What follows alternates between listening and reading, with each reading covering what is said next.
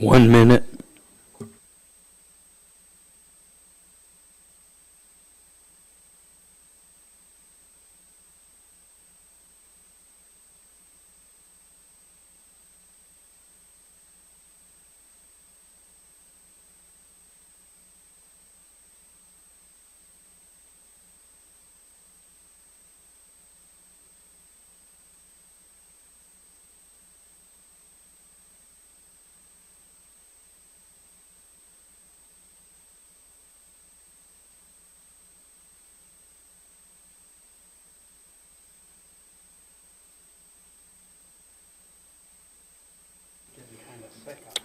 Okay, we're going to go ahead and call to order the Kodiak Borough Assembly Work Session of Thursday, December 14th, 2023 at 6:30 p.m.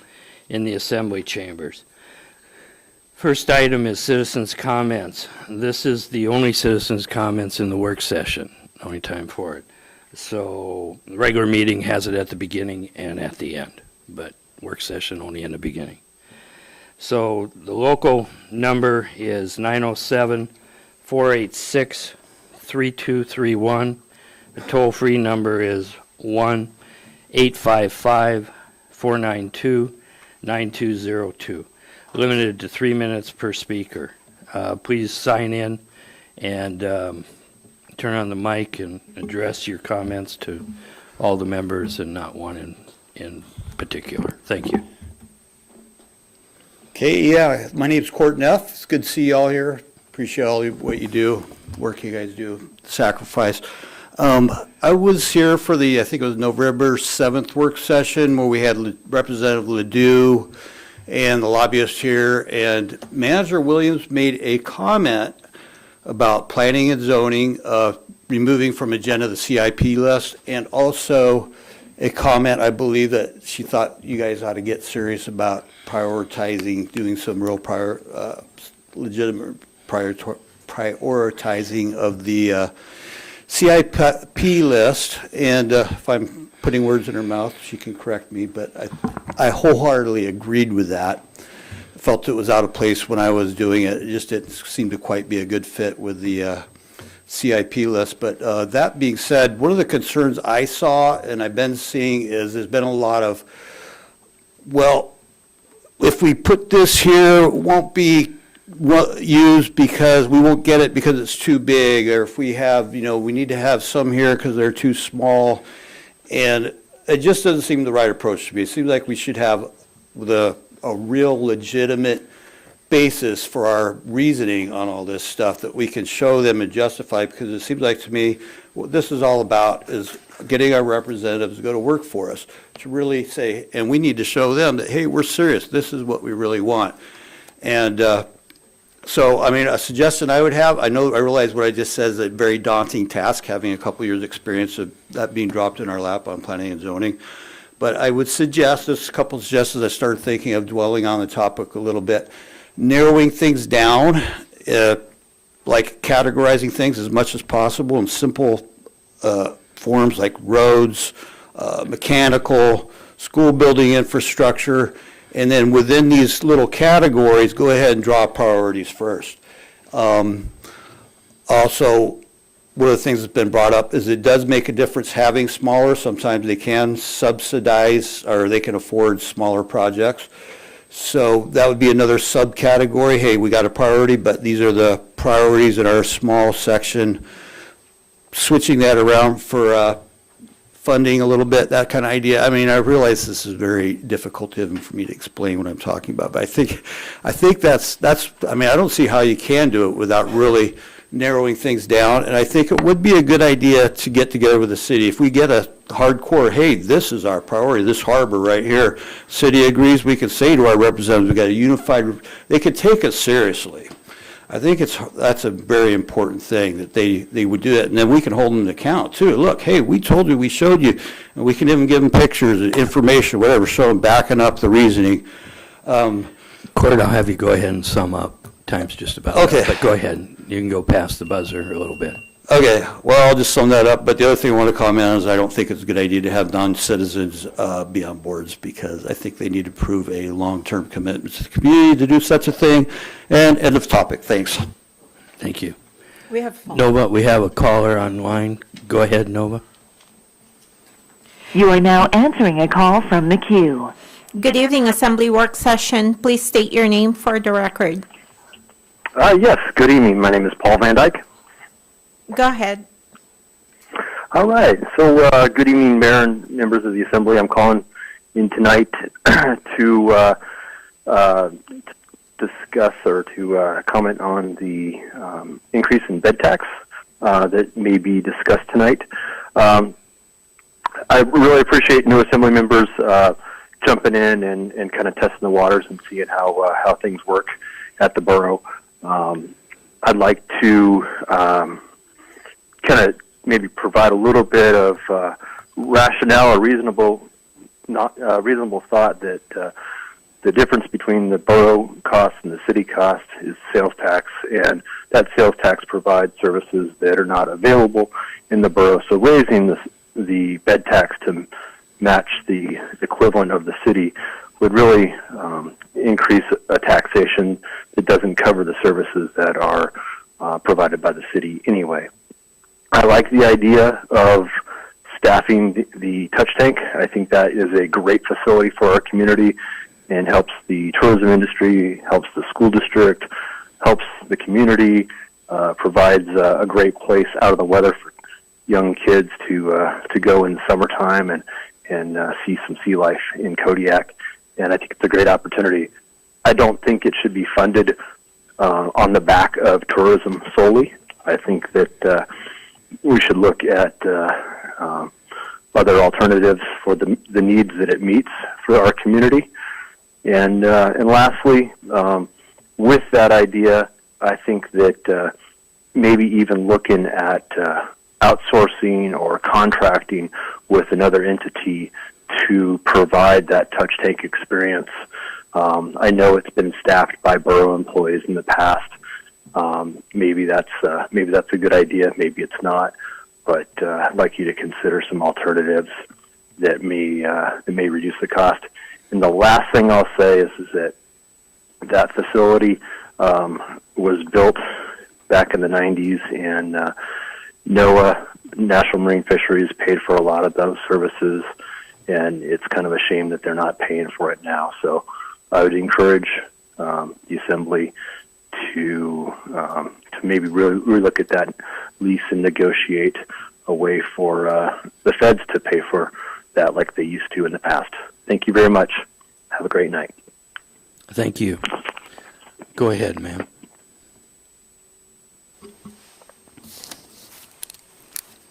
Hello, my name is Bobby Ivanoff, and I have lived on this beautiful jewel Kodiak Island since 1980. And I want to thank you for providing a forum for the public to speak with you. I'm here tonight to ask the borough members, excuse me, to find a solution to a garbage disposal problem at Fur Terrace Apartments. This most recent problem is not the first issue of its kind.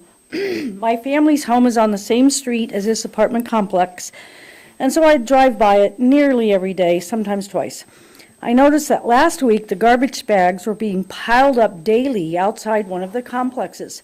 Most were on the ground, and some of the garbage bags were stuffed into 5 Safeway push carts over there at Fur Terrace. Earlier this year, one of my sons and I picked up a 50-gallon bag of garbage and trash that had ended up in our yard. That time, the garbage bins at Fur Terrace were overfilled and bags piled up on the ground. I went to Fur Terrace on Monday, December 11th, to speak with the management about the current garbage problem. He told me that Fur Terrace does not have dumpsters because the Fur Terrace management company is not paying the borough dump fees. So the borough dump took away the dumpsters from Fur Terrace. The manager at Fur Terrace gave me the name and number of the management company. I placed several calls to them and sent an email through their webpage. I received no response. This company is Coast Property Management in Everett, Washington, and I have the number and a name if any of you want it. As of today, the garbage bags have been removed from the backside corner of the building to where, I don't know. As a manager said, that Fir Terrace does not have a trailer to haul its refuse to the dump. According to the Kodiak Borough Lands and Property webpage, Fir Terrace with its 2 lots is valued at $6 million. I don't know how many apartments there are in total, but it is known that many renters receive federal assistance, which means that most likely Fir Terrace is receiving the going market rental price for apartments, which is from $1,000 to $2,000 a month. I would think with this income, Fir Terrace could afford to pay their monthly dump fee. I look to you, the borough members, to find a solution to this issue of Fir Terrace leaving their garbage on the ground, where birds tear apart the bags and the garbage attracts rodents, which is another big worry. In addition, there are many children who reside in the Fir Terrace apartments. These ripped open garbage bags may spill out something that a child finds interesting. A potential health issue exists here. Thank you for your time. Thank you, Bobby. Is there anyone else on the phone? Nova? No? Go ahead. Hi, my name is Yon Kiley. Members of the Assembly, I'm here today because some of the recent decisions that I feel threaten the essence of our community. Our borough has flourished thanks to the efforts of a lot of nonprofit organizations. I feel like they've been the backbone of support for our residents, and it's with great dismay that I witness these pillars of our community facing unwarranted scrutiny and challenges from the borough. I'm specifically talking about the Kodiak Baptist Mission. Their unwavering dedication has provided support, addressing critical needs and gaps where government aid falls short. Rather than facing obstacles, these organizations deserve our gratitude and resolute backing. Then I wanted to talk about the proposed increase of the transient occupancy tax from a reasonable 5% to an exorbitant 12%. It deeply concerns me. I feel that such a staggering hike would not only burden visitors, but also weigh heavily on the shoulders of our local citizens and businesses. It could deter tourists, stifle local economic growth, and ultimately harm the livelihoods of those who call this borough their home. I implore the Assembly to reconsider these decisions. Let's not hinder the nonprofits that are the lifeline of our community, or create exorbitant taxes for its citizens. Instead, let us collaborate and seek fair and equitable solutions that uphold the essence of our borough, a place where everyone can thrive and belong. Thank you. Would you go ahead and sign in, Yeah. please?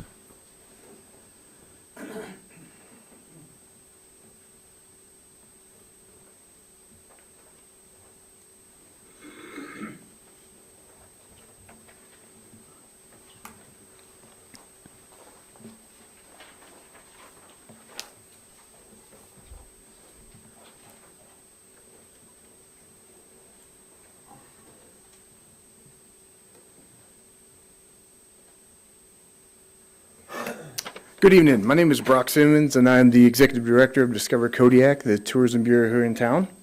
The Kodiak Island Borough is proposing an increase in the accommodations tax, also known as the bed tax, for Kodiak Island Borough. On behalf of our membership, Discover Kodiak would like to communicate our strong opposition to this increase. Changing the bed tax from 5% to 12% would truly have a negative effect on local tourism industry in the community where, in a community where it's becoming increasingly difficult to profit from the fishing industry, tourism continues to grow and spread through the Kodiak archipelago. Discover Kodiak currently represents 142 members directly impacting the tourism industry. Whether it's providing a saltwater fishing adventure on a remote lodge, a Kodiak bear viewing trip on Fraser Lake, selling locally made souvenirs to a cruise ship passenger, or preparing an amazing meal to a visitor, our members attract tourism and the resources that they bring to the island. The proposal to increase the bed tax 7% would financially devastate tourism operations. For example, this proposal would increase one remote lodge tax responsibilities by $67,200 for their 10-week summer season.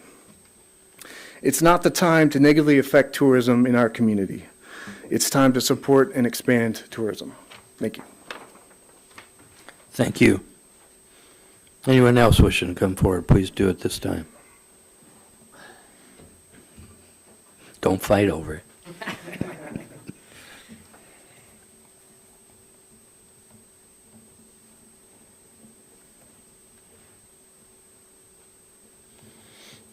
Hello, my name is Dan Beeler. Just want to pop in for a minute and discuss also that hike in the bed tax. I think just seeing the other day in the paper, and you guys probably got the letter in August or saw it that was sent out by Trident. I think a lot of us saw that for the fishermen. There's a pretty big downturn in the fisheries. Trident's going to be pulling out of 5 places in Alaska, Kodiak being one of them. That creates a lot of profit, a big profit margin. And the big part of what the fishing industry brings through the canneries is how much they can process right in our town. And a lot of that money stays in our town through the captains, the crew. It gets spent here. So that's a great thing for us. It creates a lot of revenue. With the downtrend in fishing, and hopefully that isn't forever, right? A lot of those things, they ebb and flow. We do have tourism. And that is something that we can grow. And our island is beautiful, and it's a great thing we can share with other people. These bed taxes that we have, keeping them to a limited amount allows tourists to come here. You see a place, an Airbnb or a lodge, and you see the initial price, we've all done this, and then you see what it costs after the cleaning fees and this and that and the other, and you go, oh, maybe we'll go to Havasu this year. Maybe that's a little bit cheaper. But if we can keep our costs down in Kodiak and keep the tourists flooding in, that could be the future for us for creating revenue for our town. I think that'd be really fantastic to just keep that strong. So I would like to have you guys look at this again and reconsider it. I think it is a great idea to fund that Fish Tech Center to have a position up front. I think maybe this isn't a great way to do it. I think it's an easy way to do it, but I don't think it's a great way to do it. So maybe there'd be other ways we could look at getting grants or through federal aid. I think there's a lot of other options we could look at. Anyways, that's my 2 cents. Thank you guys for listening. Thank you. Anyone else wishing to come forward, please do.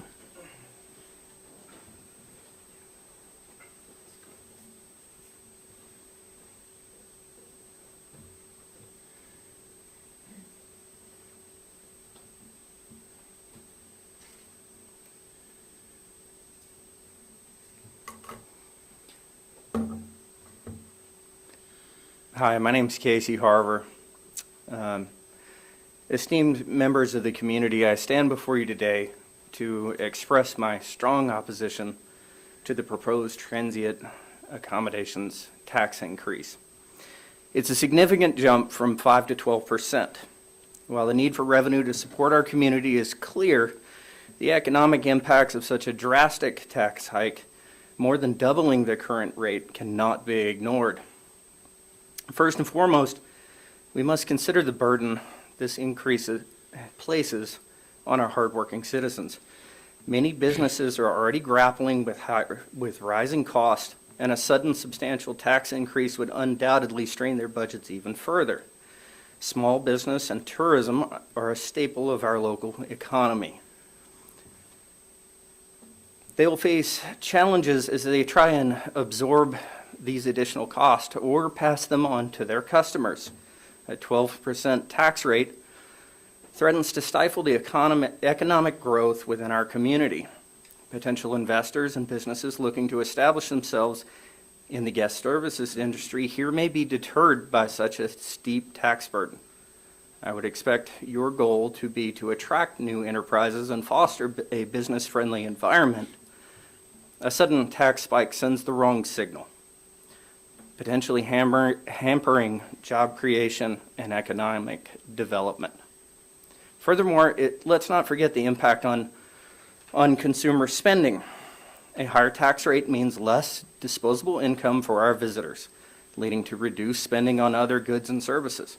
This not only affects local businesses, but it ripples through the entire community, creating a domino effect that can result in job losses and economic downturns.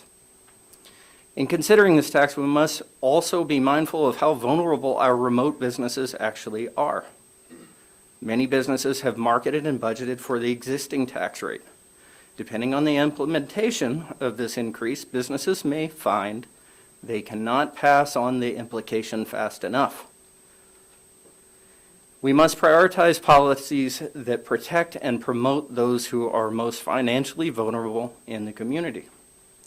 Instead of resorting to a drastic tax hike, let's explore some alternative solutions. Collaborative efforts to streamline spending, identify maybe some inefficiencies, and promote economic development can help generate the revenue our community needs without placing an undue burden.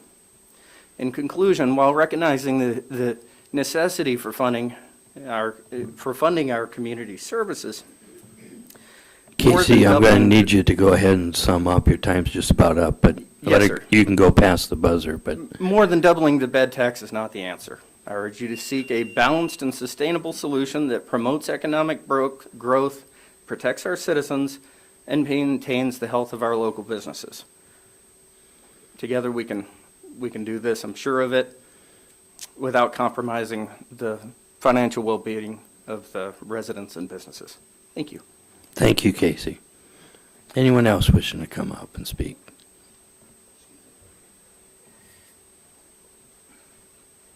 Lee Robbins, I'll sign in.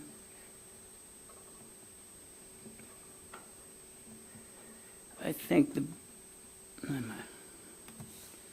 biggest thing, so if you're going to tax, there has to be some benefit to the group that you're taxing. And I'm not sure I see that by putting somebody monitoring the fish tank. Thank you. Thank you, Lee. Anyone else? Good evening. My name is Lucas Smith. I'm here as a local business owner and lodge owners and that. I have Smith Properties here in Kodiak, and I have properties within the city limit, and I have properties outside the city limits in the borough. And I'm here to speak about other properties also. With a tax increase up to 12%, one of the things it does is it takes away from the borough and puts more people into the city. I get phone calls all the time with my bookings because I have 6 different properties that I do. And people are price shopping, right? We have a lot of Airbnbs and VRBOs, but they like to go out to the borough because it's a less charge, less tax. And so what that's going to do is they want to be with the amenities, but it's going to drive them into town and it's going to promote more city business. My offices are in the city. I support the city, and most of my units are in the city, but it is a hindrance to increase the taxes within the borough based on that.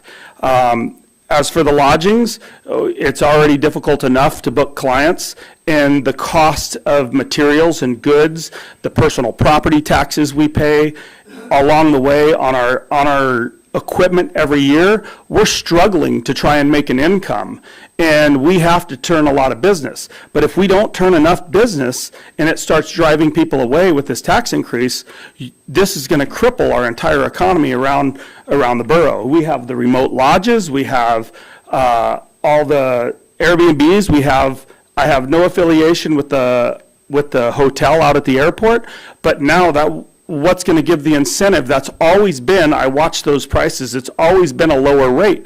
But now if they have to pay the same that's in the city, it's going to drive people away from the hotel at the airport. And it's a less desirable location. So the city is going to take all of that business from the borough. And I'm afraid 12% is a hindrance. And if we have a good plan, I would be willing to support an increase in a tax if we have a good plan of what's going to be spent within tourism to help that flourish. Thank you very much, and appreciate you guys all making Kodiak good and working for us. Thanks. Thank you, Luke. Anyone else wishing to come forward, please do.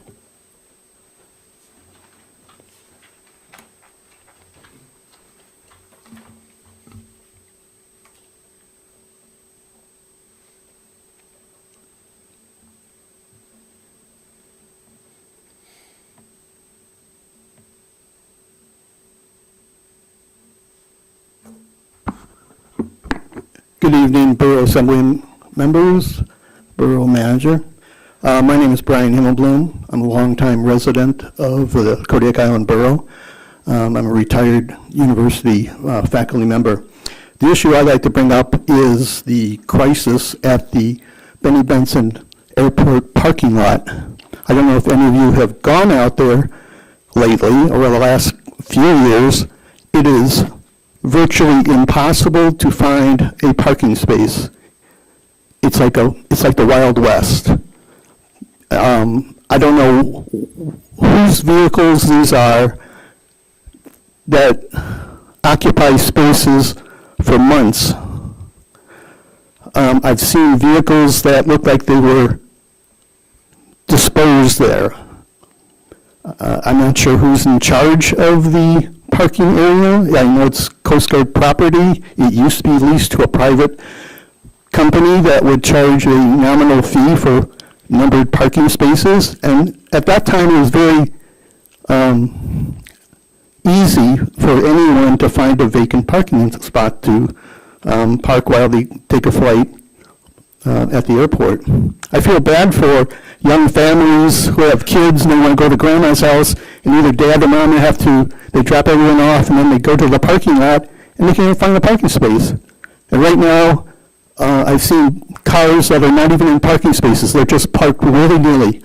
So I would request that the Borough Assembly direct the Borough Manager to look into this and try to come up with some kind of solution, because it's really just not fair to the people who live on this island. Thank you. Thank you, Brian. Anyone else wishing to come forward?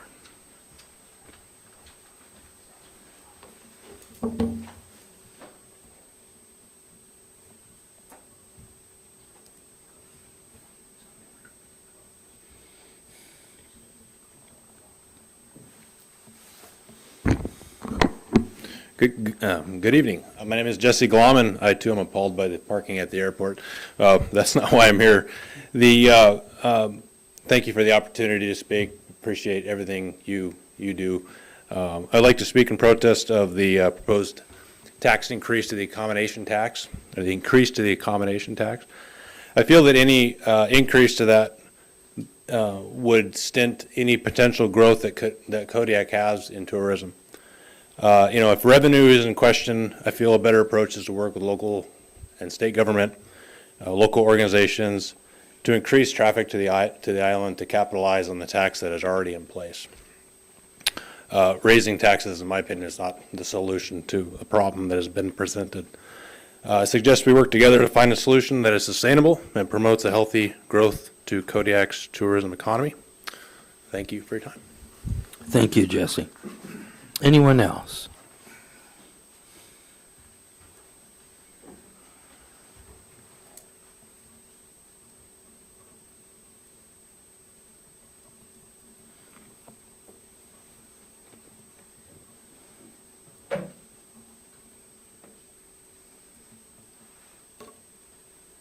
Good evening. My name's James Rippey.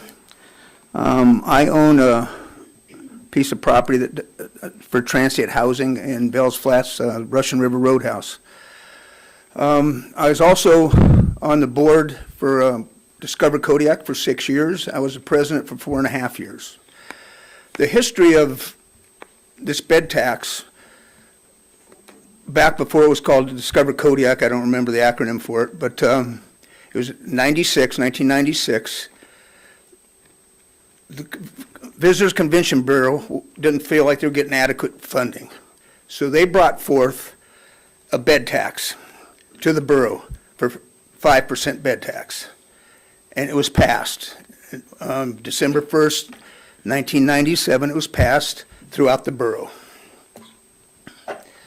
So today, obviously, Discover Kodiak's against a raise in that tax.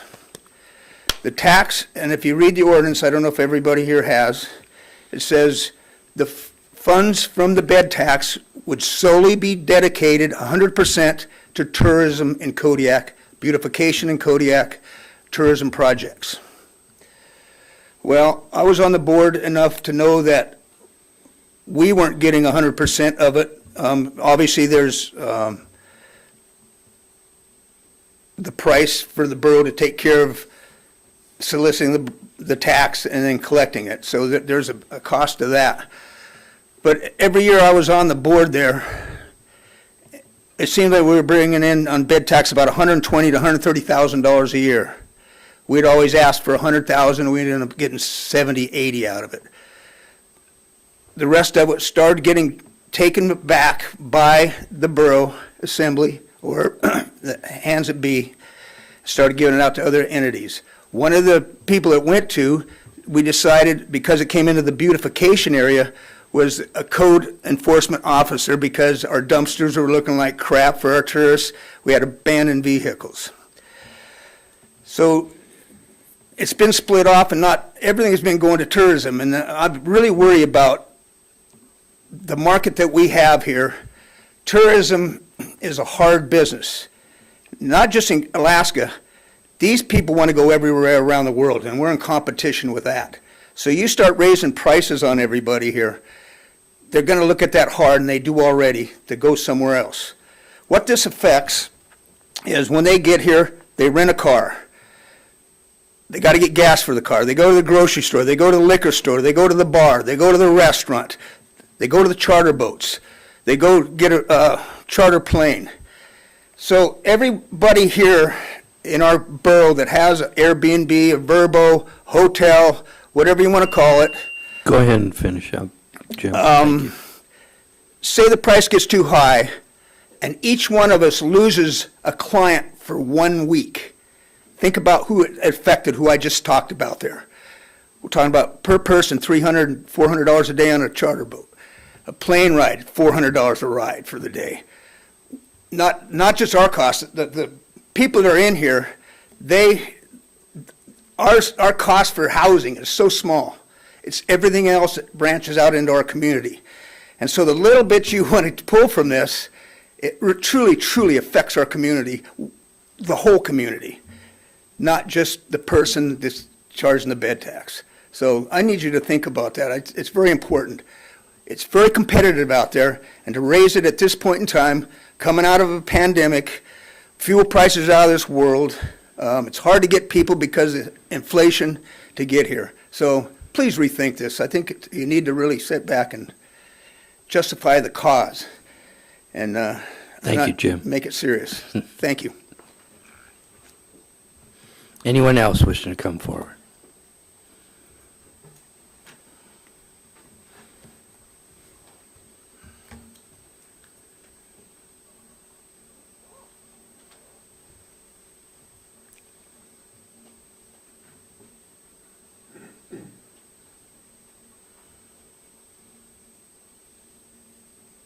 Sorry, long last name. My name is Stephanie Wiskowski. I represent several tourism-based businesses in Kodiak. I have an accommodations business, and I also own Kodiak Car Rentals. I'm coming to you today to talk to you about two issues that are of great importance to my business and I think to the community of Kodiak.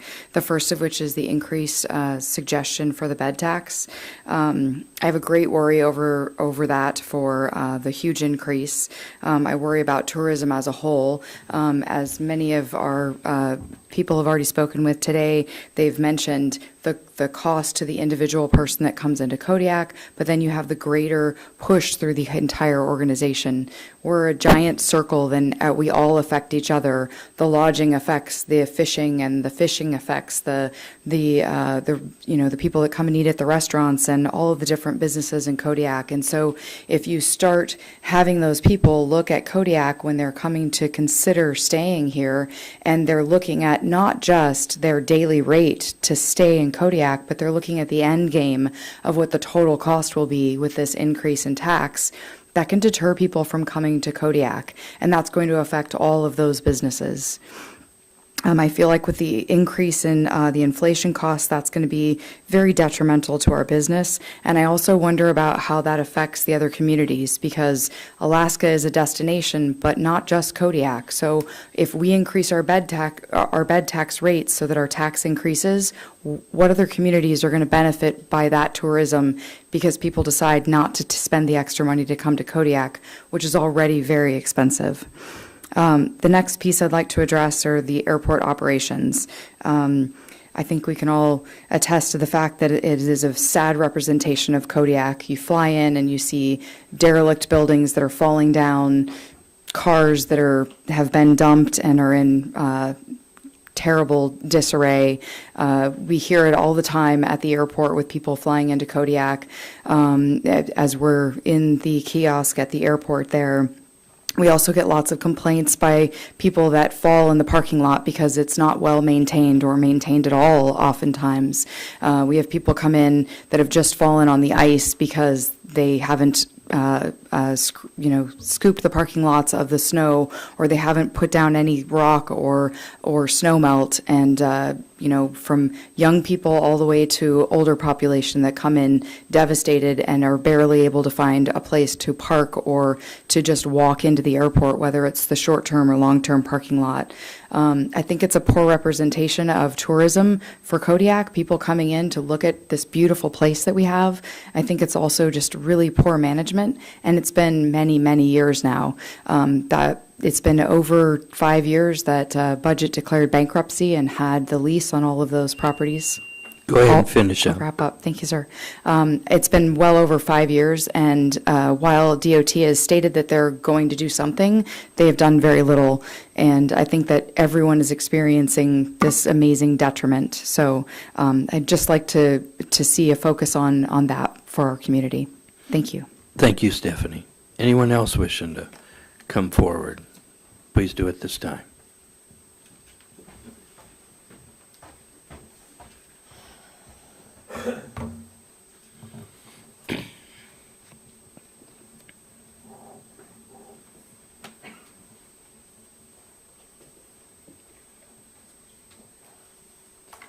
Hello, my name is Sarah Olson. Thank you so much for your time today.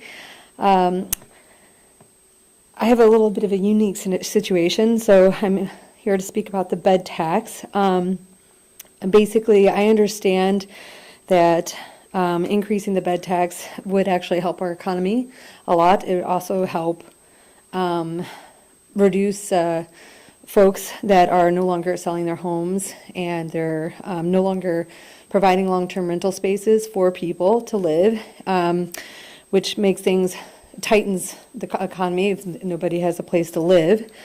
However, that if you do consider to pass this increase, is to consider the residents or the people that also use their homes during the summertime when we're on the water to offset expenses, and then especially when the markets are volatile, to offer our homes like primary residences, and then or either people that actually do live here to open their homes to tourists to stay at for short-term rentals.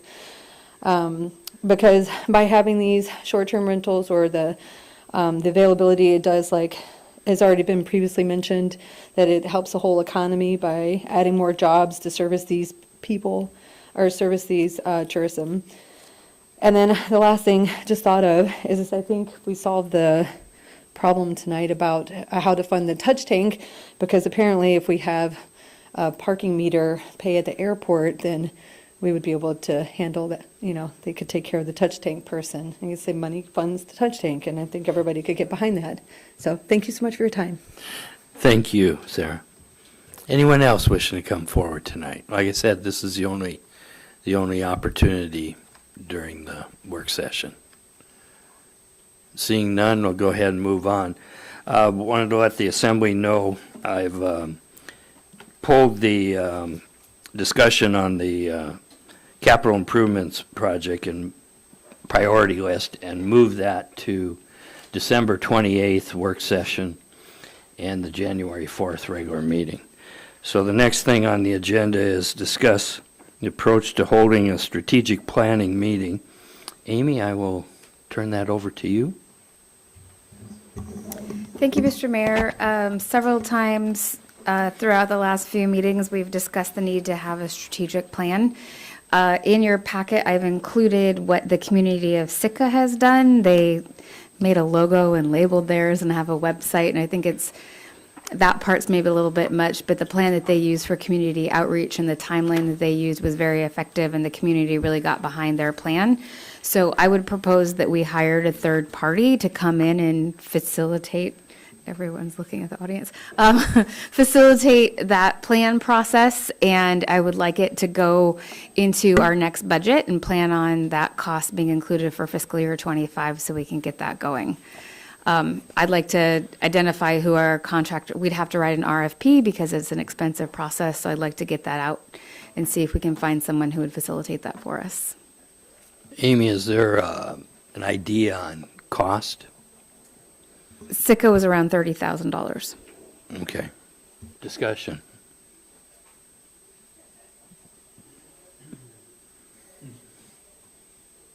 Who wants to start off?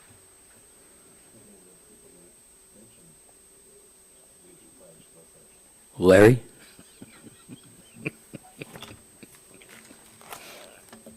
Thank you, James.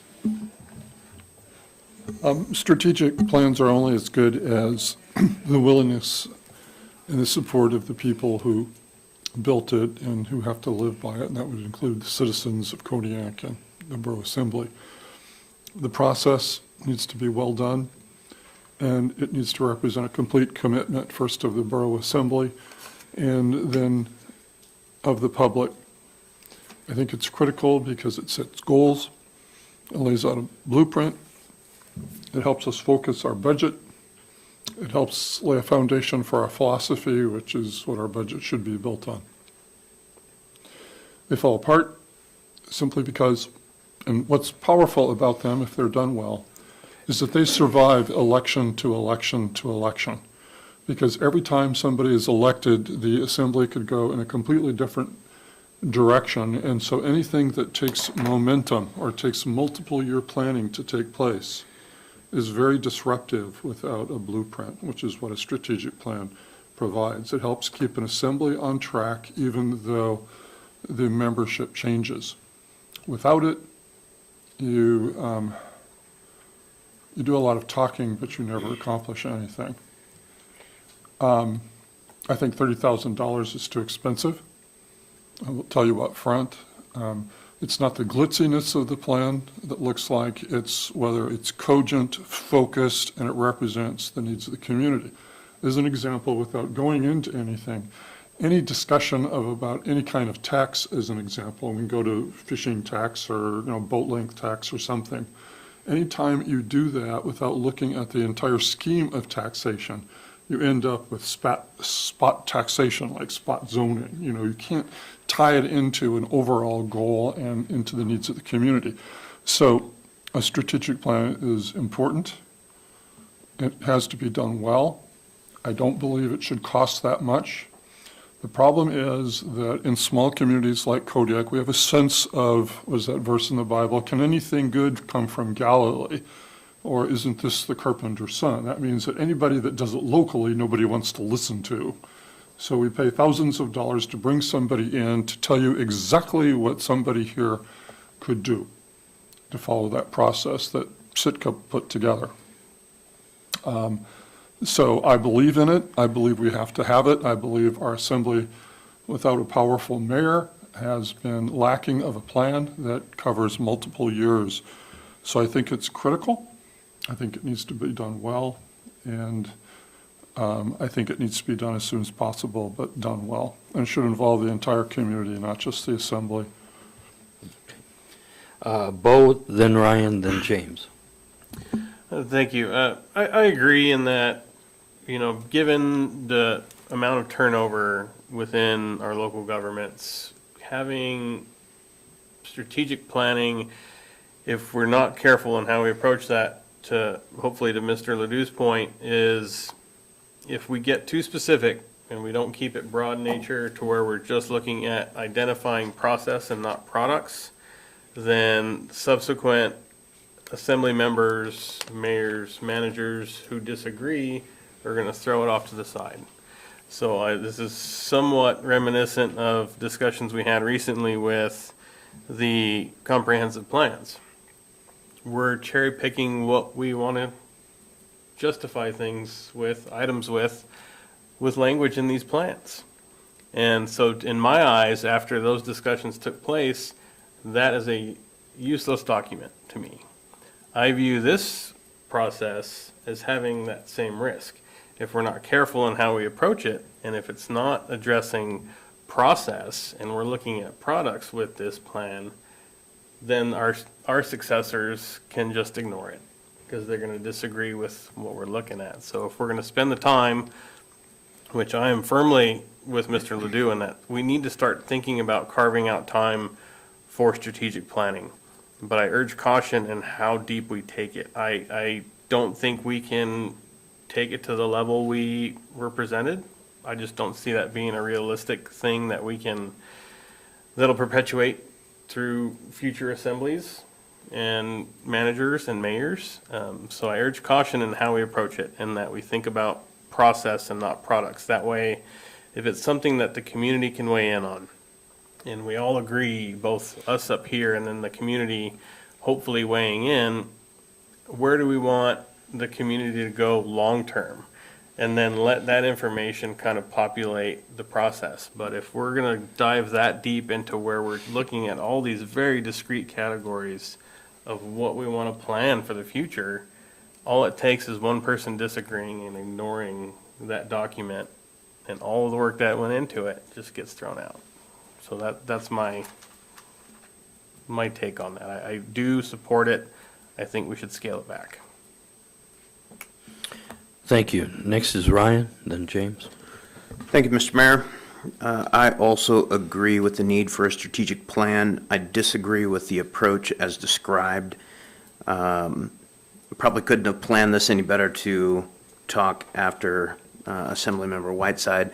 Any type of a strategic plan needs to include the basics, which are the plan, check, do, act basics.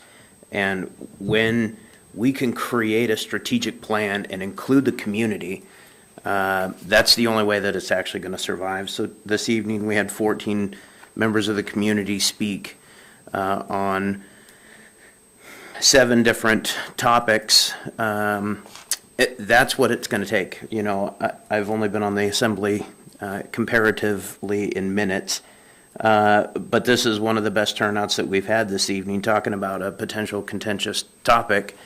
I would love to challenge the community to get more involved when this strategic plan kicks off, is to come and chime in and give feedback, give input, and make the strategic plan, because the strategic plan is based on the citizens' needs, not on any of our needs, not on any of the next generation of politicians. It's based on what the town needs. And if you want this town to survive, we need the town's input. So again, I agree with the need. I disagree with the approach. And I also agree with Mr. Ledoux. I think that this is something that we can do without a $30,000 facilitator. And I would encourage us to, again, bring our co-government sponsors, the city and the school district, into this conversation as well. Thank you. James. So I don't disagree. We do need a strategic plan of sorts. Is anybody going to look at it after it's printed? Probably not. But we do need to have something. The problem that I have is, right now what I'm hearing is we need to form a committee to do a strategic plan. If the assembly's not going to do it, if we're not going to go and outsource this strategic plan, you're talking about a committee. How many boards do we have that we can't fill?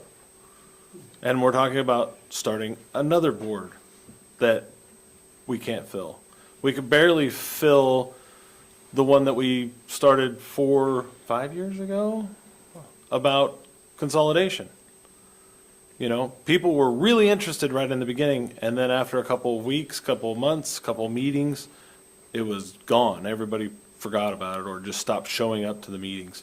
And that's what I foresee a strategic plan committee doing, is we're going to be talking about this for the next 2 or 3 years or even 4 years before we actually dissolve the committee, because it's not going anywhere. So to me, yes, the community does need to be involved. Are we going to get enough community members to a committee? I don't foresee that. I just don't see it. We can't even get people to volunteer for the boards that we have. Scott. I've been involved in strategic planning in the past twice, and one time we did it with a facilitator, and it went okay. Another time we did it without a facilitator because it was expensive to get a facilitator, and it was a dumb move for us. Nothing happened out of it. So I'm supportive of getting a facilitator. Reviewing the Sitka plan, I think they got the right guy, and they got a good job out of it, which is more than we ever got, but they just did it better, I guess. Personally, I think it helps to have guidelines, but you got to pay attention to them. I don't think we're going to get much of the citizenry to do it. The idea that the city and the school district are going to partner with us for a strategic plan, I think is pure fantasy because they have their own strategic plans to worry about. So I'm supportive of hiring someone to help us do this, but I think we ought to keep our estimates of what's going on a little more down to earth. It's not going to be a highfalutin thing. It's going to be pretty simple. Larry, then Ryan, then Steve. I've worked with strategic plans for years and many times at the state level, certainly and at the local level, and I believe they can be very powerful blueprints. I think all we have to do is to look at the record of what we accomplish as an assembly, as a community, to see that we need a blueprint. But I would also say, and maybe I disagree with some of the comments, I have to be specific. If we're going to have a strategic plan, we're making a promise to the public that we're actually going to accomplish things, that we're actually going to do something. It doesn't have to be global, cosmic, broad. It has to be funneled down to specific tasks. Who, what, when, how much will it cost, and how will we know if we accomplished it? Our staff deserves that kind of leadership. Our community needs it. And we need a plan. And it can't be so broad to mean nothing, and that will bring out everybody. Okay? And, you know, people will get involved in something if they feel their involvement will actually make a difference. If it's just going to be broad statements, that flowery things about what we're going to do in Kodiak, that will mean nothing. It will give no direction. It will be closed up. It will be much ado about nothing. I guess since he's not here tonight, I can quote Shakespeare. But in any case, I think it's critical. The people that come in and are hired guns, we have very powerful people in town who could do this kind of thing. I'm not saying it would be free, but if we can actually come up with a plan that's specific, that sets a few goals that we can look forward and work toward, and we can give direction to the manager and staff to actually move in this direction, the people will get involved. They're just not going to get involved in the same old, where we do something and it's a tale told by an idiot full of sound and fury signifying nothing. The Sitka plan looks good, but we have no idea that they're going to do anything with it. You know, I mean, it has to have accountability. It's a multi-year thing. It has to be reviewed every year. And it's, as I said, much more than a blueprint. And I do believe there are people here that I know that could do it. I'm not one of them. I choose not to do that kind of thing. But there are people that could do it. And I believe that if we're committed as an assembly to follow it, if we're specific with it, I will just say our community is scared right now. Inflation, Trident, everything. There's rising costs, not enough money. Housing is bad. Our students are disappearing off the island. We're a graying community. We have all these things. We saw some of the angst tonight. If we don't come up with some kind of plan that will rally or bring our community together and rally towards some goal, then we're contributing to the problem. We were elected by the community to provide leadership. And unless we have a plan that reflects what the community wants to do, why are we here? We're not just here to approve contracts, to do whatever we've been doing since I've been here. We're here to provide leadership, and that has to be done through consensus and dialogue with our community and action. So I disagree that it has to be broad. It has to be specific enough that we can be accountable to the public, who can look at it and say, you said that, why haven't you done it? Anyway, enough. I'm just feeding one of the conversations where we limit how much someone's talking, so thank you for smiling. Ryan, then Steve, then Bo. Thank you, Mr. Mayor. In response to some fellow assembly members' comments, I'll just say this. If you want the same results, keep doing the same thing. Failure before doesn't mean it will fail now. Perhaps the fundamental basis of democracy and new ideas might be shot down, but we owe it to our constituents to try. To speak for our community's lack of forecasted involvement is simply unfair. To say that we are not likely to have a cohesive relationship with the city of Kodiak and the school district is simply unfair. Again, failure before does not mean failure in the future, and I resent the comments. Thank you. Thank you. Steve? Thank you, Mr. Mayor. I think we kind of need a mix of both. I think we need to get the community together, try to come up with an outline. I think we are the borough, but the borough includes the city, so yes, the city and the school district need to be included. Come up with some kind of outline, but I think someone from outside doing it might be good because they would see it from a different angle, and their input might help. But before that can be done, I feel that we need to have met with the community. We need to do some things so we can give that person some direction of what input we've received. I think that would greatly facilitate that person's job. Thank you. Thank you, Steve. Bo? So I appreciate more specific, I guess, comments from my fellow assembly members as far as how deep do you take a strategic plan? And I'll try to clarify my previous comment in that if you have a plan that is so hyper-specific that you expect your successors to stick to, I think is unrealistic. And more importantly, if it is so specific in every detail, granted, I agree, in a perfect world, that's how it would pan out. However, think about if we had a plan similar to this one presented to us 5 years ago. How would that have worked out in the past 5 years? It's too specific. It doesn't offer any flexibility. What I mean by keeping things broad is identifying processes that need improvement, not necessarily just we need to work on, affordability of housing, or we need to increase school funding somehow or revenue.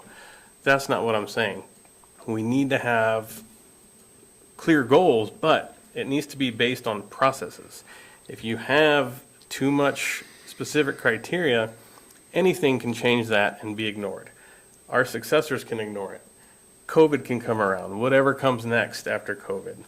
That's going to derail it for years. There goes your entire plan because you were too specific. So that's my point. Thank you. Thank you. Discussion. I enjoyed it. I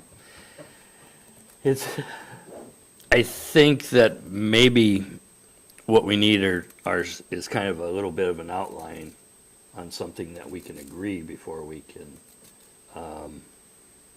look at possibly doing an RFP or that. There's benefits to both. I myself probably lean towards something similar to Sitka's. I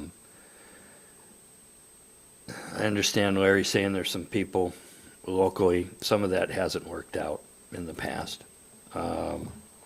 So what's the wishes of the assembly? Would you like some kind of an outline brought back that, or certain assembly members on the strategic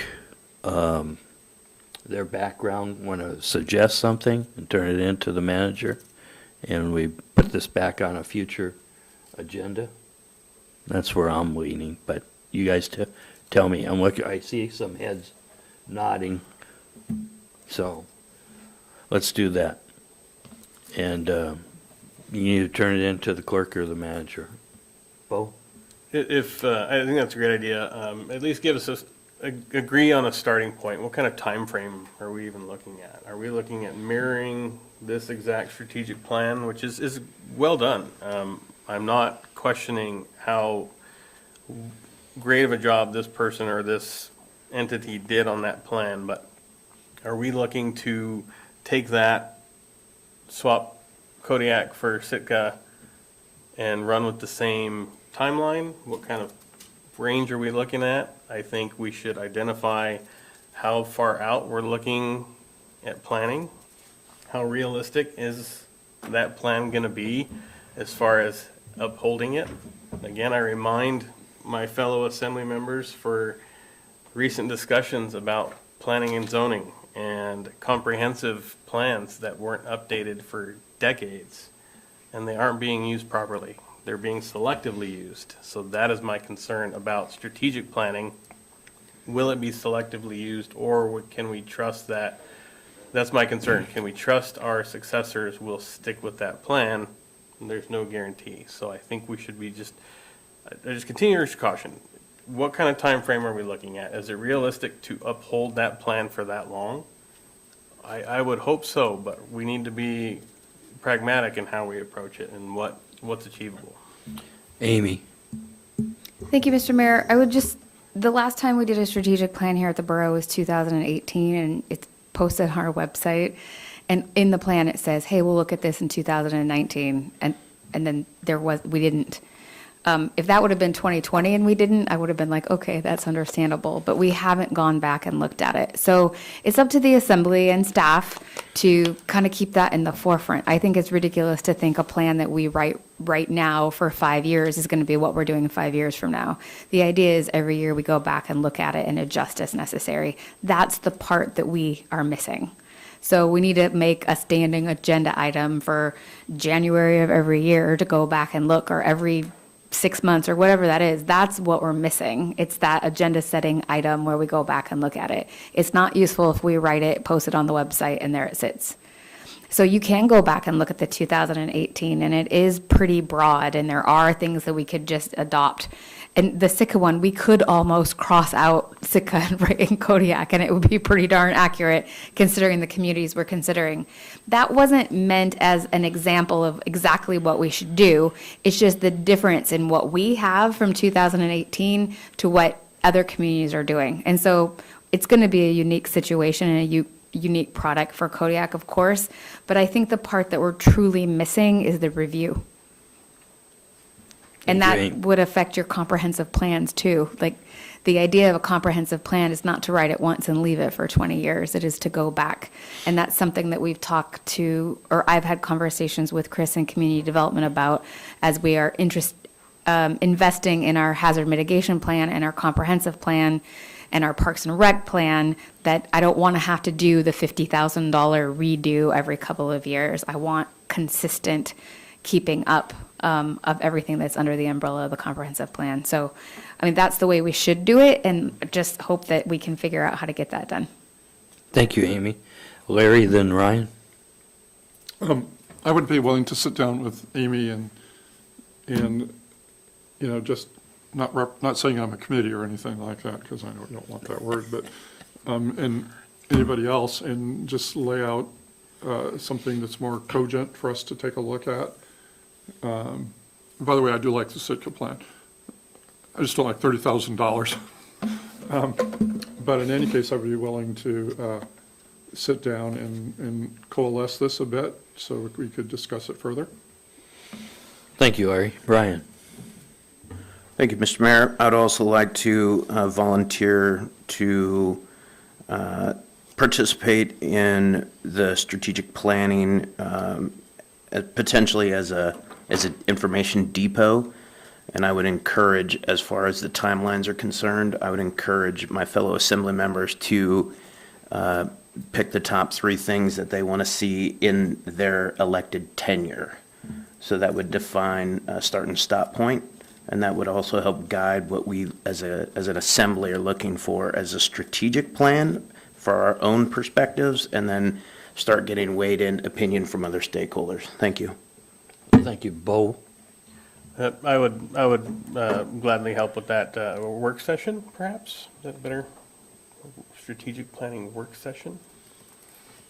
But I would like to weigh in on that as Sounds well. like committee.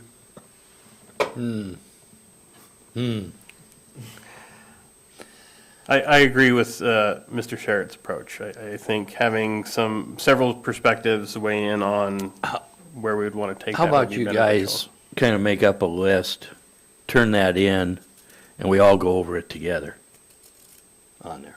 That's what I would prefer. We're all seeing it then at the same time. January 15th? I'm looking at the, I'm going to say you could have that in for the work session on the 25th of January.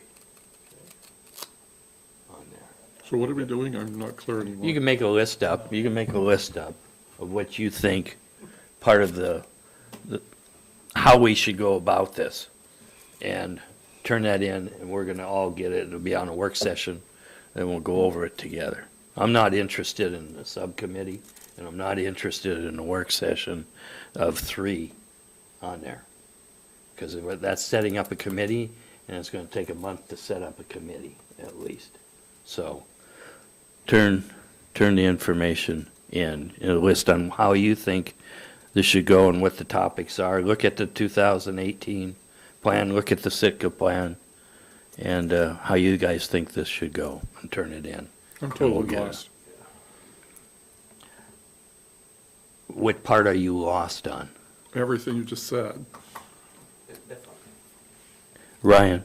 Thank you, Mr. Mayor. So I believe what you're asking for is an approach to the strategic plan, not necessarily a solution to the Right. strategic plan. So you're looking for a roadmap, but you're not looking for destinations yet. At this point. Okay. So we can all kind of go over it together. There'll be a work session of 7 ideally on there. So, and I realize some of you, we've talked about, some of you have some different things. Put them down and we can talk some more. And Mr. Mayor, those would be the destinations that I was referring to leave off. So Right. what I would seek clarification on is if you are looking for destinations in the strategic plan, I think having only 2 people provide input opens them up and steers the rest of the assembly. Yeah. I would caution that approach, and I would simply come up with a methodology for evaluating the end state of what the strategic plan looks like. Yeah, and some of you are going to have different ideas, so Well, put it down on paper. Larry? Well, the reason I'm a little confused is because I thought we were just going to sort of talk about a possibility for the assembly to talk about of what a strategic planning process would look like and what the outcome, and what I'm hearing Ryan say is identifying specifics, goals right now, immediately as part of that process. And No, Okay, good. no, that's not So- what he said. But you're saying we're not supposed to meet as a 3? No, So how are we correct. supposed to do this? You turn in your own information. Some of you guys have an idea of what you like on there. I think you have that. So put it down and get it turned in, and we'll get it set up on a work session on there that we all see together at the same time on there. I'm not trying to say which way this is going to go. Are we going to do this in-house among ourselves, which is always a possibility? Are we going to contract it out? It's just a start on there, because we're going to continue going around in a circle tonight, and I think we've done that long enough, and I'm ready to move on. So, Bo? I agree. I think to Amy's point, reviewing the current strategic plan is critical to the process. I mean, if we're looking at, I am sensitive to the work that was done for that one without us having a full review of what's in it and what is it lacking. I think that would be a more appropriate starting point reviewing what's in place, the work was already done at that time. How is it not meeting the needs of our community? And then we adapt from there, I think, is something we can all likely get on board with. This is, I think, a reasonable and more clean way to start it. Thank you. Ryan, one more. Thank you, Mr. Mayor. Just the last thing. So the question that we need to turn in, I'm sorry, the answer for the question that we need to turn in is, how do we approach this task? Mr. Whiteside has illustrated some ideas of how he would approach this task. You're looking for other ideas from other assembly members of how they would approach this task. We will then come together, hash it out, determine a path, move forward. Thank you. Thank you. Okay. The next item on the agenda is discuss qualifications required by code to serve on boards and committees. I'm the one who brought this up on the agenda, and what it is in our code, it says you shall be a qualified voter of the borough, and B, shall remain a resident of the Kodiak Island Borough while in office. The issue is I'll give you an example. The city does not have that requirement.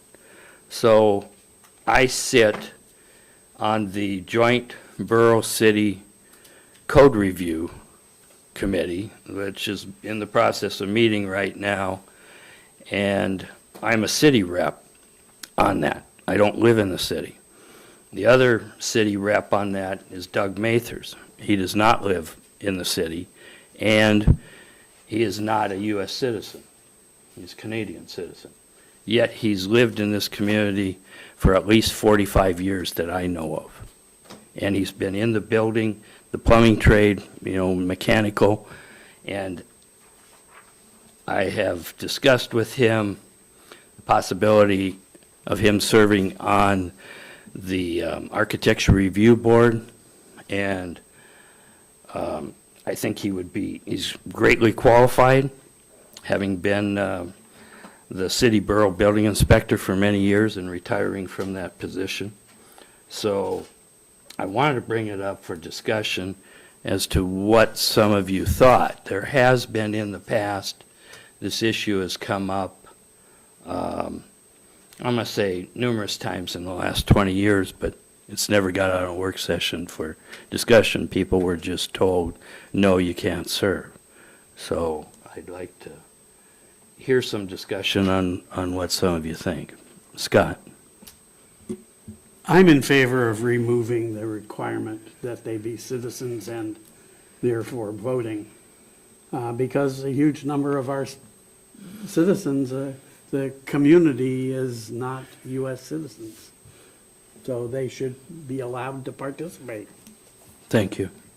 Anyone else? Steve? Thanks, Mr. Mayor. The way I see it, you're only asking to have the U.S. citizen. They still have to be a resident, correct? Correct.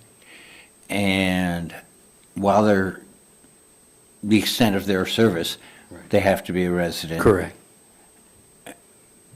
Then I think I would be in favor of it, because there are several people who are here in various status that is not a U.S. citizen but have been residents here and could probably help with some valuable information.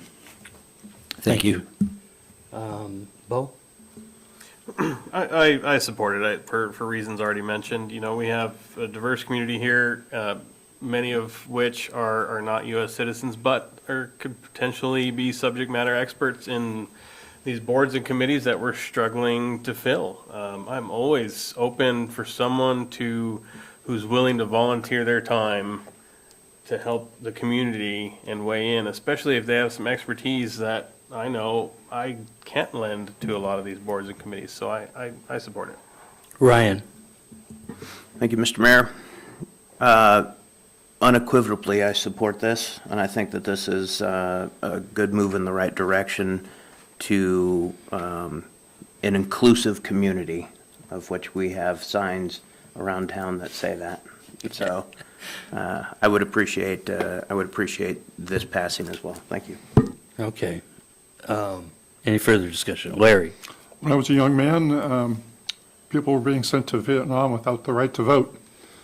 In the United States, people can join the military without being an American citizen. That says it right there. Okay, so sounds like you guys won't have a problem with me bringing forward a change on there, so. Well, if it's you Nova. doing it, yeah, we'll have a problem. Thanks, Scott. So we'll introduce it here in the future. So thank you very much. Next item is discussion of changing the transient and all-inclusive package accommodation tax from 5% to 12%. And this was requested by Bo and Ryan. So I guess, Bo, I'd give you the floor first. Your name was on it first. Thank you. Thanks for the couple who stuck it out here. I was hoping those who were concerned about this would stick around to hear my thought process on this. I've had numerous phone calls since this hit the agenda and hit the newspaper. So, I would say it's pretty split down the middle. Some people support it. Some people are very firmly against it. And I really appreciate people taking the time out of their day. Everybody's busy. It's a weekday, coming here and giving us their thoughts, and myself as well. So I'll just walk you through my thought process on how I came to proposing this as a discussion. So when the borough reduced the mill rate, that was prior to my time sitting up here on the assembly. However, if that were to happen right now, I would have been very supportive of it for the clear reason that the cost of living here is rising so dramatically. That is a driving factor of why people are leaving this community. That is why school enrollments are going down. It is getting too expensive to live here. And a big driver of that is property taxes. So when the mill rate got reduced, one of the downstream impacts of that was, as I understand it, reducing funding for staffing the aquarium and touch tank. Okay, this created quite the stir, similar to today. A lot of people think that this was one of the, and I agree that this is one of the very few amenities that our community can offer tourists that want to be inside, which is typically when it's nasty outside, which, you know, we never know when that's going to be. So that was the problem I was faced with. How can we provide this service for tourism, which has a clear dual benefit for the community? I acknowledge that this isn't strictly a tourist attraction. However, it is one of the very few and arguably the most popular indoor attraction for tourism in our community. So how do we get the funding back for that? I looked at how it was funded before, which was, you know, through property taxes, and what kind of revenue stream could we leverage to provide, to reinstate this service for tourism and for our local community. And so immediately my brain went to transient accommodation tax. Tourism paying for tourism is where my thought process ended up. So I looked at what our current bed tax is, which is, you know, everyone is aware that spoke tonight, is 5%. The city of Kodiak's bed tax, or transient accommodation tax, I'll use the proper term, 5%, plus they also levy a 7% sales tax for a total tax rate of 12%. That's my starting point. That is what the city is charging for transient accommodation taxes. The borough leveling that to where we are meeting the same amount that the city's levying for transient accommodations is where I started. Now, whether or not that far exceeds the need is to be determined. We're in the discussion phase. I appreciate how passionate people are about this. This is their livelihood. I don't take the topic of taxation lightly and just throw it out there. We're going to tax you. We're going to increase your taxes. I'm simply offering a solution to the community. If the community rejects that solution, perfectly acceptable.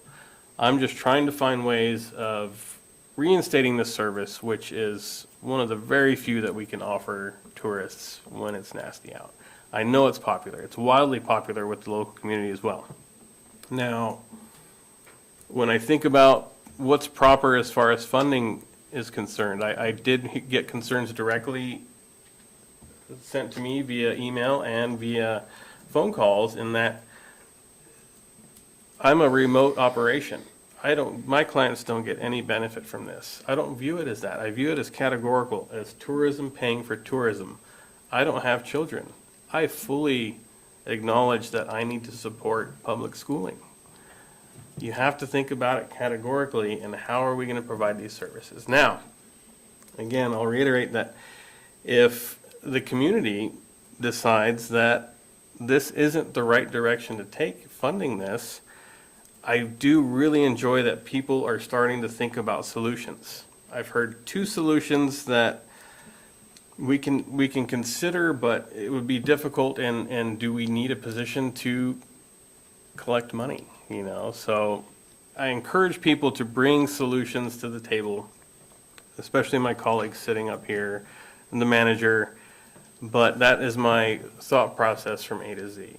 We lowered the mill rate because the cost of living is skyrocketing. We cannot keep placing the burden on property owners, the people that want to live here and work here.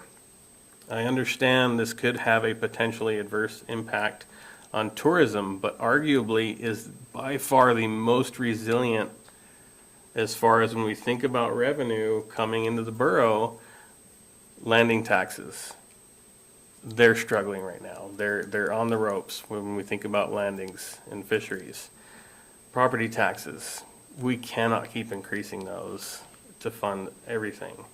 Tourism, looking at Airbnbs, looking at, you know, I don't, and nor do I want to see anyone's books from lodges, but it is booming. When I had family come visiting this last summer, they couldn't even find an Airbnb. The only one they found that was left, $450 a day. I don't think this is going to have that substantial of an impact. Now, is 12% appropriate? I'll go back to that. Perhaps that is too much, but we have to start somewhere, right? We can look at projections. You know, what would this generate? Is that sufficient? Is that blowing the need out of the water? Can we scale that back? Most likely, but we have to start somewhere. So a bit long-winded, but I felt the need to be transparent in how my thought process got us to where we have people sitting up here and voicing concern. But I will mention that there is support for this too, and so I feel that where this ends up, if it is something that my peers agree is something we could take a step further and look into a little more in depth, I think the public should be the ones deciding.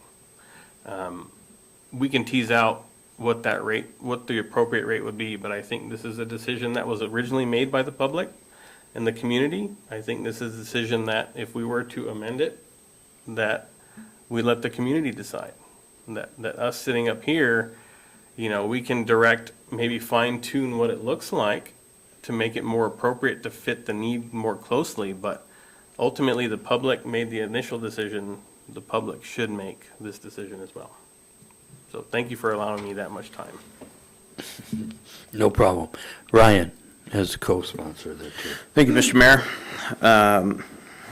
I'll give you the same transparency. Mr. Whiteside asked me to co-sponsor this, and I struggled with the decision for a couple weeks. To get back to Bo on this, because in all honesty, what I'm looking for is a control mechanism for the housing crisis, specifically with the Airbnbs, with over 140 Airbnbs listed, and contractors coming to town. The housing crisis is a real issue, and I tied this not unfortunately to the touch tank. I tied this specifically into the tourism and beautification. And I'll tell you why. I spent a significant amount of time in Skagway this year working on an environmental project, and that environmental project was 100% funded from a tourism tax that was specifically for beautification. It was specifically to make their town enhanced, and I liked that idea. In full honesty, I did not factor in the byproduct of lodges. And, you know, it's interesting. I was born and raised here in Kodiak. I've been involved in multiple businesses and aviation and tourism myself. And this is hard because it's tied together, in my opinion. But the driving factor that enabled me to co-sponsor this is, even if we say yes, this goes to a ballot measure. The public votes on it. And I'm comforted in that, knowing that we at least put an idea forward. And if it doesn't pass, then we know that that's one less idea for the solution. So that's my transparency in this. Thank you. Okay. Discussion, Scott. Well, I support the idea. I think that 12% is probably a little high. I think we have to look at the revenue that was generated at 5% and try to find out what will cover the cost. I think we should also look at other solutions. I'm not sure that parking meters is the best solution, but it's certainly entertaining. And so I support looking into that one.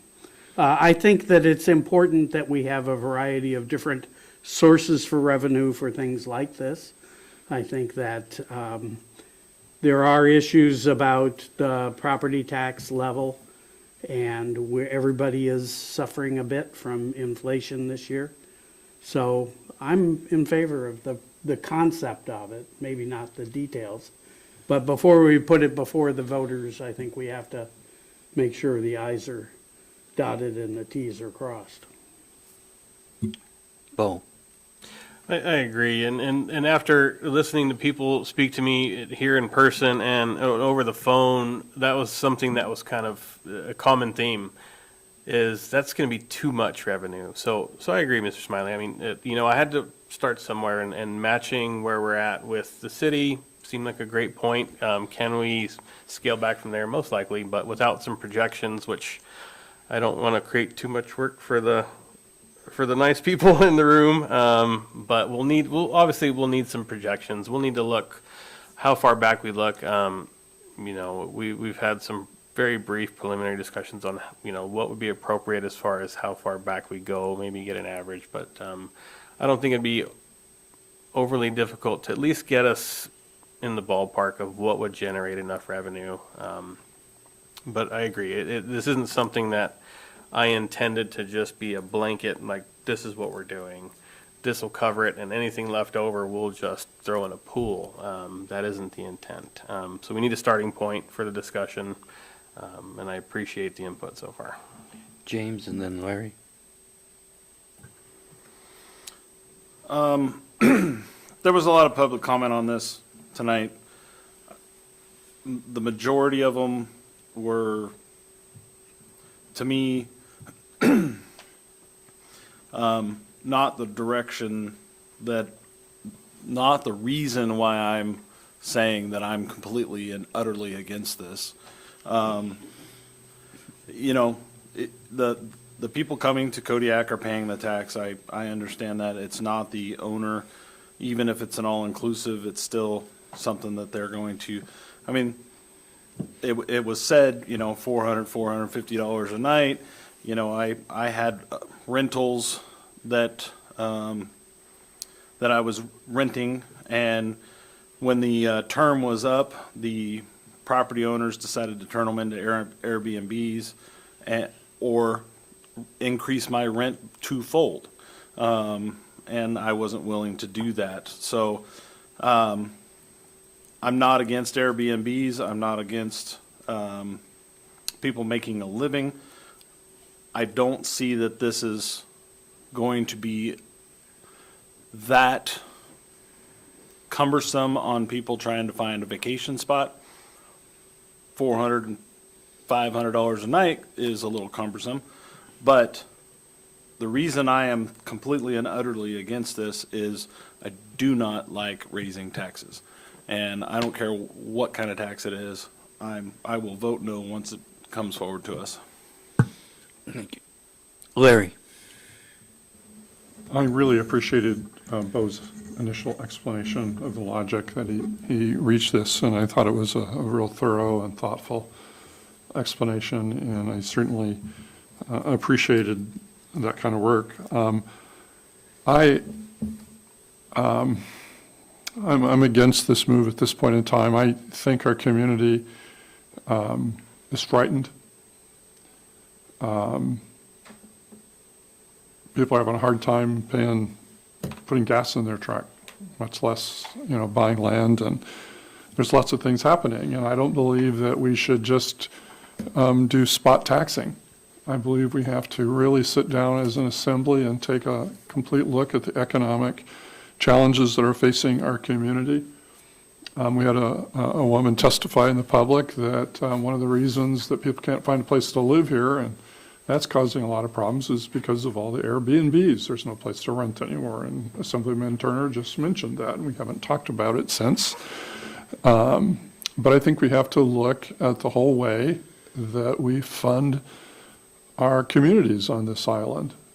I wish we were working with the city more so that we could include them and they would be partners in that to see what we could do. So any tax that comes before me that's just in response to a specific need, I'm going to oppose, because I just think it leaves a mishmash and it doesn't solve any problems, and it creates priorities that don't fit our community, not because we intend to, they just happen because there's lack of planning. And so I also believe that this sort of came out of nowhere. And I guess what I'm trying to say is the discussion on taxes should be broad and thoughtful, and not how we can increase them, but how we can use the money we have, or less money that we have, to be more efficient in what we do.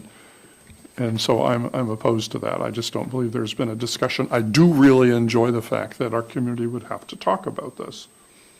I remember when the sales tax was increased many, many years ago, when some of you may not have been alive, and they promised to roll it back as soon as they paid for the harbor or something like that, and they were going to reduce it again. I mean, who believed that? Apparently enough voters did, because it never went down and it just kept going up. My point is, I appreciate the thoughtfulness of it, and I believe it was well thought, and I believe it was part of a broader discussion on taxation, that your idea that tourism should support tourism is good. And the one thing I've learned from the discussion tonight is that my boys are going to have to find some other place to live if I can rent their rooms for $450 a night. They can get a tent. Steve, any comments? I have mixed feelings on this. Generally, I'm against raising taxes. I have a question, is how hard would it be to figure out from the revenues of the last 2 years what 1% change would make? I know you're talking larger, but what each percentage point would make,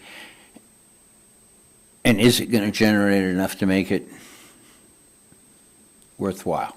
Because of COVID, we'd probably need to look at the last 10 on there. They would have those numbers on there, so you'd have some idea on how it's kind of growing, what it was just before COVID, what it's maybe doing. Because there's some guesstimation that's going to need to be there. So that would be a suggestion on there. It's kind of a so-so. There's yeses, there's nos, and mixed. So it sounds like there is no consensus to move forward, but I wouldn't mind if you guys wouldn't object to staff putting something together on kind of what it raises on tax, what it has, and what an additional 1% or 2% would raise on there. What's your thoughts? You agree, Ryan? No, I object. Actually, if you're not going to move this forward, I don't think that we should assign staff to do a menial task that would then only bring this back up. So I think if you're not going to move this forward, then it should. There isn't the votes right now to move it forward on a ballot initiative to have a public hearing. So because it's split and we don't have 7 here, I think that it's appropriate to gather a little bit more information and bring it up in a future work session, just to let everybody know. That's Roger, you asked for input. If it was appropriate, I said no. Okay. So. Larry? I agree with Ryan. I don't believe we should give staff. They're busy already, and unless we, I don't. This is looking at what we've existingly collected. We're talking about, it shouldn't take more than 30 minutes to get the 10 years there and print that out. Well, you asked the question, and I answered it. Thank you, Larry. Discussion? The directions given to get additional information on what it's been over the last 10 years and bring it forward to a future work session in February. Give staff some time. I don't have a preference as to which one of the work sessions there. So, next thing is packet review, and what's that? Next thing's packet review. We have the first one is contract number FY 2020-8C, amending contract number 2020-8, agreement for lobbying services between the Kodiak Island Borough and Hickey and Associates. This would go to you, Amy. Yes, thank you. The existing lobbying services in this contract are with Mark Hickey, officially Hickey and Associates, is set to expire December 31st this year. This amendment will extend the contract to December of 2025. It also amends paragraph 6 to the contract to state that there is a fixed fee of $45,000 that will remain the same throughout the extension. And we've also talked to Mark to make sure that he wants to continue lobbying for us, and he does. Scott. I think he's doing a good job, so I support this. Any other comments? James. I agree. Ryan. Well, I hate to be that guy. Apparently not. Apparently not. Evidently, it's going to be a theme tonight, so buckle up. So, I have no negative things to say about our lobbyist. I actually just think that the approach to lobbying needs to be unified. So, we have talked about our capital improvement projects, and I have been talking until I am red in the face about how we need to have a unified capital improvement project list with the school district and with the city, and I think that the lobbying needs to be as a unified voice from Kodiak Island, period. So I would be against this until we can come up with some sort of a cohesive relationship where we bring our three states of government together. Thank you. Bo? Well, my experience is limited with our lobbyist. I do appreciate the depth of relationships they bring. I do also agree with Mr. Sherritt in that if we have fragmented lobbying efforts from a community with multiple governments, how effective is it? Who's gonna squeak the loudest, I guess, and get the grease from the state or the federal government? I still support it because of the longstanding relationships that are offered, but I would like to see an improvement as far as a more cohesive front from the city and borough governments, which we can't force the city to join in on that effort. But I do think that I would like to see or hear a plan on how our lobbyist could maybe pursue that. Thank you, Larry, and then Ryan. I worked with Mark Hickey in Juneau. His official title still is Commissioner Hickey's former Commissioner of Transportation, and I think he's been very, very powerful in trying to get the Tustamina through the system, which is very, very important to our community, both the city and the borough. The issue that Assemblymember Sherritt brought up is critical. There's no doubt about it. We should be speaking with one voice, but we don't. And until the city council and the borough assembly decide to do that, we're going to keep wasting money. So I support it. He's very good at what he does. And I think the money is well spent, even though I don't like spending it on lobbyists. Okay, any further discussion? Okay. Ryan, I'll give you one more time. Thank you, Mr. Mayor. So one of the things that I've learned on the short duration here on this Borough Assembly is that when we say yes but we mean no, or we say no but we mean yes, it's never handled again. And so I will stand firm. Unfortunately, as wonderful as Mr. Hickey is, and I agree with all of the positive sentiments, I will stand firm that until we find efficiencies to work together, I will continue to look at things of this nature, not just lobbying, but any independently ran initiatives, and continue to vote no. Thank you. Oh, James. Steve and then James. Yeah, I'm ready to move on. Go ahead, Steve.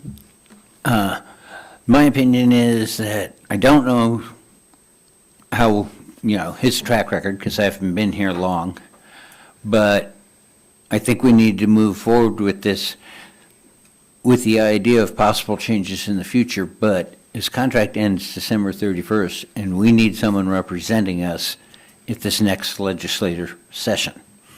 And therefore, not renewing the contract probably means we have no one representing the borough. And I am against that. Thank you. Thank you. I'm going to say something here, which basically I've worked with Mr. Hickey for over 20 plus years, being on and off of the assembly on there. And it didn't matter whether I was on or off. He treated me very well. So I will support him on this. And so I'll let Amy speak and then we're moving forward. Mr. Turner. Oh, James, I thought you were just getting Steve's turn. Thank you, Mr. Mayor. So both the city lobbyist and the borough lobbyist are excellent. I got a chance to spend some time with the city lobbyist at AML, and she's fantastic. The thing about lobbyists is they work for us. So what we tell them to lobby for, they lobby for. So if we can align some of our priorities with the city, then they can lobby for that. And he does. Just like our CIP list includes St. Herman Harbor, Mark is all over that. So, and brings that up on the behalf of the city and the borough every chance that he gets. I haven't got to work with him a whole lot. We just haven't needed a whole lot. This will be the first legislative session that we go in, so I'll have more of an opinion in a few months.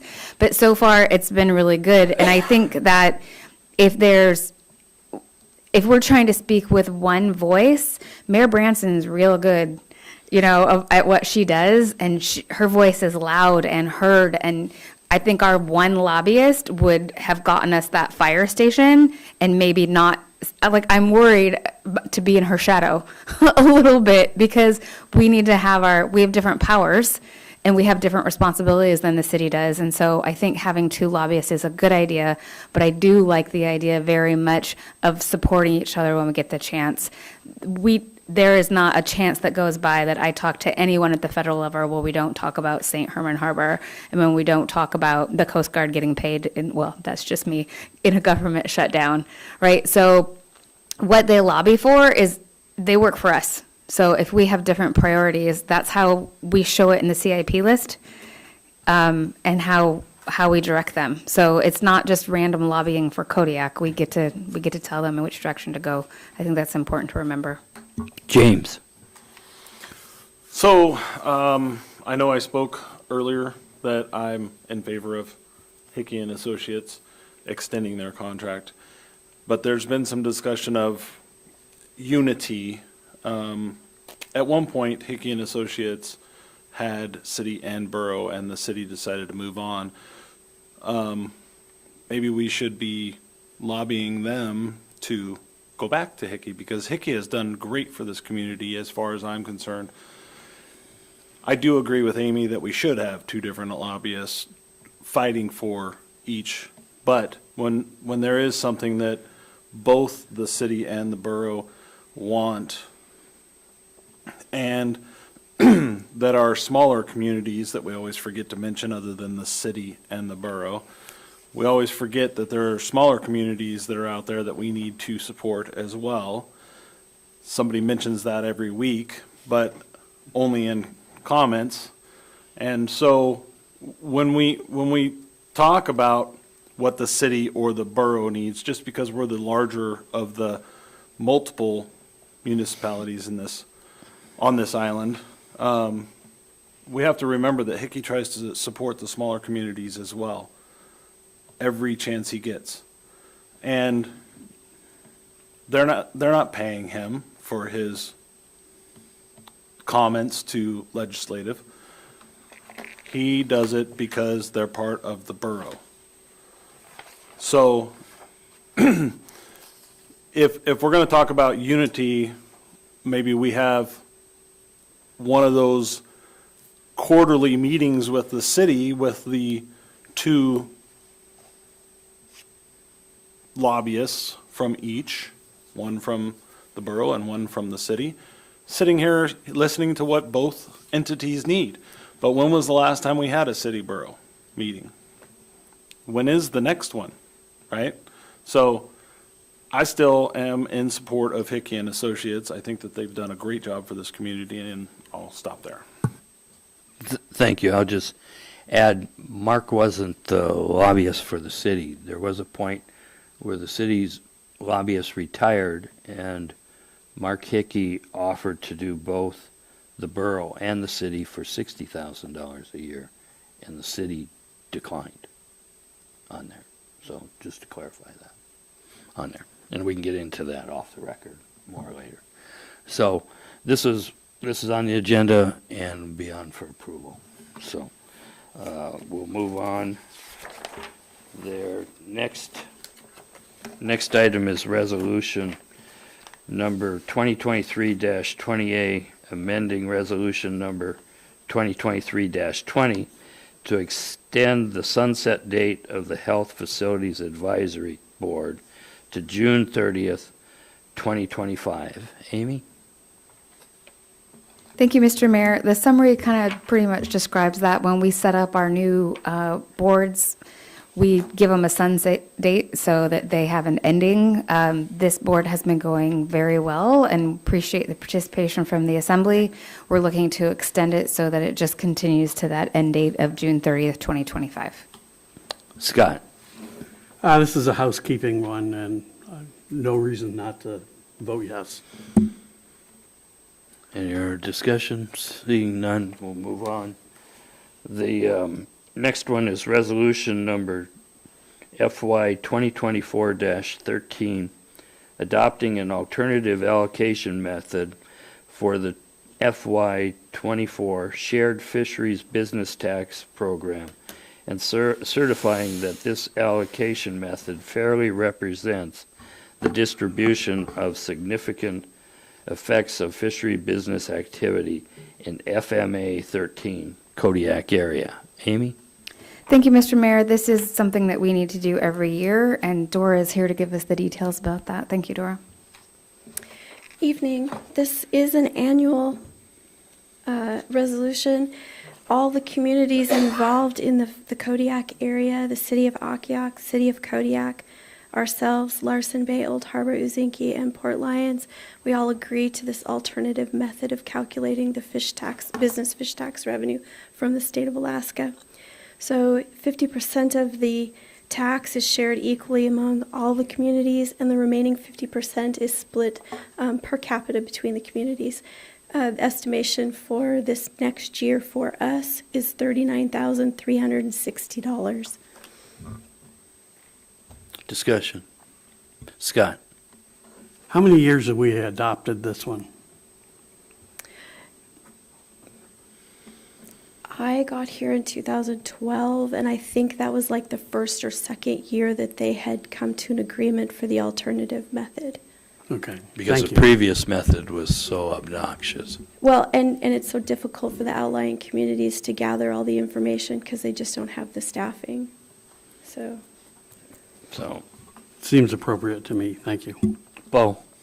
I agree with Mr. Smiley. I think streamlining processes, especially when we have an accounting department who is looking to shore up currently, would be counterproductive to go the other direction. So I support it. Okay, moving on. Ryan, did you have your hand up? Okay. Ordinances for introduction. First one is ordinance number FY 2024-4, an ordinance of the Assembly of the Kodiak Island Borough amending Title II, Administration and Personnel, Chapter 2.30, Rules of the Assembly, Section 2.30.080, Order of Speaking. This is an ordinance for introduction, and this is proposed by Assembly Member James Turner, so I'll give you the floor, James. Thanks. So, I've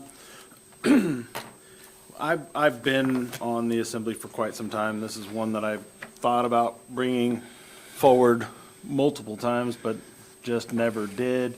So now's the time. Basically, limit of 10 minutes for each subject per assembly member is an enormous amount of time. The majority of the speakers tonight were under 3 minutes, but sometimes we get a little long-winded, and we go well over 5 minutes, and that's the time frame that I'm looking to propose in this, is changing from 10 minutes to 5 minutes in our responses or in our debate of each topic. Ryan, then Scott. I have two things. Number one, I hope this applies to the mayor as well. And number two is I actually see this as a hindrance for those of us that conduct thorough research into contentious topics that the public looks for us to debate. And I think limiting from 10 minutes to 5 minutes actually just is counterproductive to those of us that conduct research. And again, I hope that applies to the mayor if it passes. Scott. I support this. I think we're all too long-winded. Larry? I support the courtesy of this motion, although sometimes I'm intrigued by, as I've watched assemblies in the past, it looks like the assembly's already had the discussions away from the borough assembly meeting and made all the decisions by having, what do they call that, mobile assembly meetings? You just came back from AFL.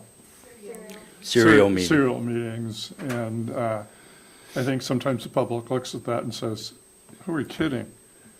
And I like good discussions, but on the other hand, and I appreciate Assemblyman Sherritt's comments because he does research, and I think it takes more time. But I think what I'm hearing is, and because I'm probably guilty of that, is the decorum necessary to conduct business properly and respect the listening public and the people that are hearing it, is that this should be something we should try to adhere to.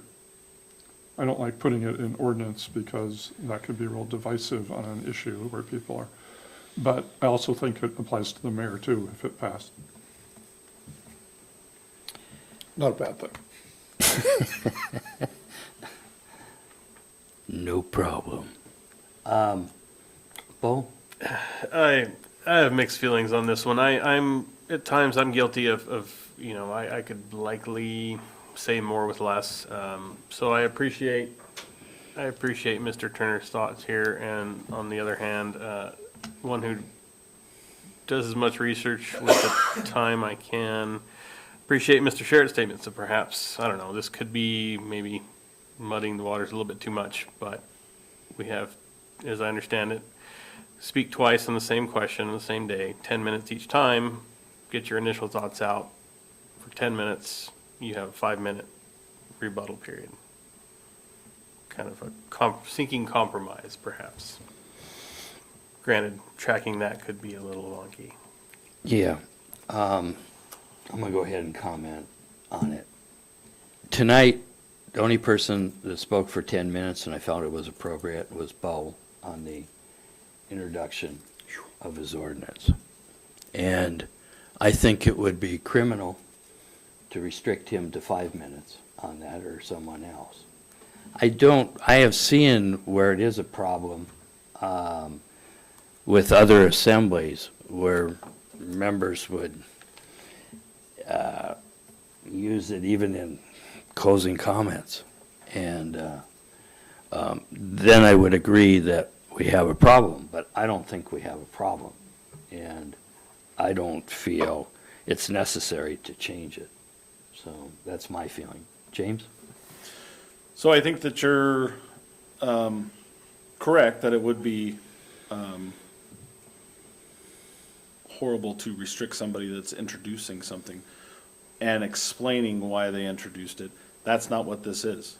This is the debate part of it, not the introduction of the That item. is not clear, James.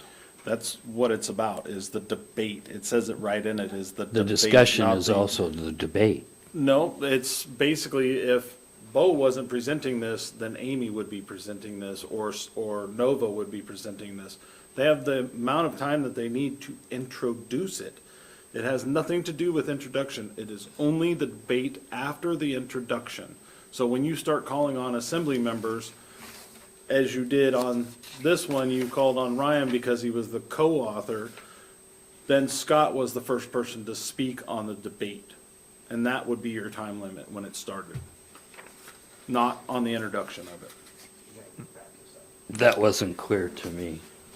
Larry? Just a comment. Maybe Nova can help. Say that we did pass this, okay? And we had a real debate going. I mean, that was informative to us. I mean, we're actually listening to one another and maybe changing our point of view, and maybe the public's going, oh, I understand that. But we reach our time limit. Could we vote to extend that? Yes. So we could just suspend the rules if we felt like this was going on, and we could say that. So I don't have a problem with this, because it is a problem. And maybe when we actually start getting into real issues, like we were tonight with the tax, that these discussions will take place. But I think they should be cogent, and I realize that as long as we could open it up by consensus or whatever and suspend the rules, then I don't have a problem with it. Ryan? Is that an assembly suspension of rules, or is that an immediate decision that the mayor makes that says we're going to suspend the rules? I'm not familiar with that. It would take a majority vote on the assembly. I'm interested, okay. So, Larry? So at because I'm just clarifying this, anytime the mayor makes a ruling, the assembly can challenge that ruling. Is that correct? By majority vote? Yes. You can Okay. reverse it. All right. And that's just Robert's Rules and Order. That's not rebellion or anything. It will require two-thirds vote of the Two-thirds assembly. vote to override the mayor. Or to suspend the rules, not just for. Oh, to suspend It's the rules. two-thirds. Simple majority. Yes. Most of the time. But except on veto. Which we've done before, which was really cool. Yeah. Given I'm guilty of maybe being a little bit too long-winded, I do think that's a reasonable compromise in that if we were to shorten the duration of debate and there was a topic that needed a little more attention, that was perhaps a little more contentious in nature or just needed some more discussion, I think that's a very reasonable compromise in that if we needed more time and the majority voted for that I would fully support that. I think we need a little more clarification in the ordinance change as far as it doesn't include the introduction. Correct. So On if there. someone makes a motion to put it on the floor, then the report about the ordinance or the resolution that's being introduced or the item that's being introduced, I'm not going to be timing that. I'm going to start timing once you start debating. Right, but Assembly discussion. I'd like to see that in here so it's clear for future assemblies, reading I it. can look into the ordinance and review it. I just don't know where I'm going to put it because it I understand doesn't that, exist but- right now. That part's not clear. And you could just say, excluding the introduction, debate, and follow after that. The staff reports and managers' reports are not being timed. And that would apply, I would say, to the person who's introducing the item. I just would like to make it clear, because I've seen how things get turned around. I'll find a spot for it. Thank you. Thank you. All righty. Next.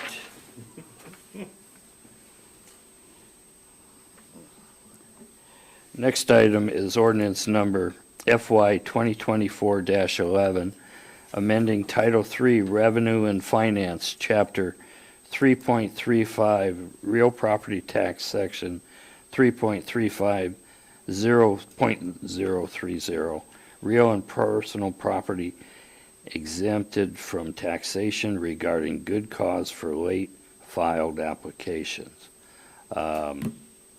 Ryan Sherritt and James Turner are introducing this. So, which one of you would like to start? Ryan? Thank you. Myself and Mr. Turner introduced this. This is a stopgap measure. We have a continual problem with, at least in my opinion, we have a continual problem with the property exemption for what the definition of good cause is and late filed applications. To me, this is a housekeeping issue that would have prevented some of the discussion during our last property exemption. Yeah, thank you. So to me, this is a much needed ordinance change, or I'm sorry, a much needed change for a housekeeping issue. James, anything to add? No. Amy? Thank you, Mr. Mayor. We have our assessor, Seema Groot, here tonight to address this too. And I think that Seema has the same speech that she read the last time that this came up, so you might experience a little deja vu happening. My main concern with this is when we look at 3.35030, Section D, number 1, in that a waiver may only be granted for the year in which the application is filed. Crossing that out suggests that if you come in and submit an application that you would be eligible for multiple years. The financial repercussions of going into previous fiscal years for an exemption is going to be really hard on our general fund. That is $150,000, well, off the assessed value for multiple years. We're not set up for that, and that's going to be really hard to budget for moving forward. So I'm very concerned about that section, and I'm going to leave the details up to Seema here. Thanks, Seema. So if you guys read your packet, you know how I feel about this ordinance.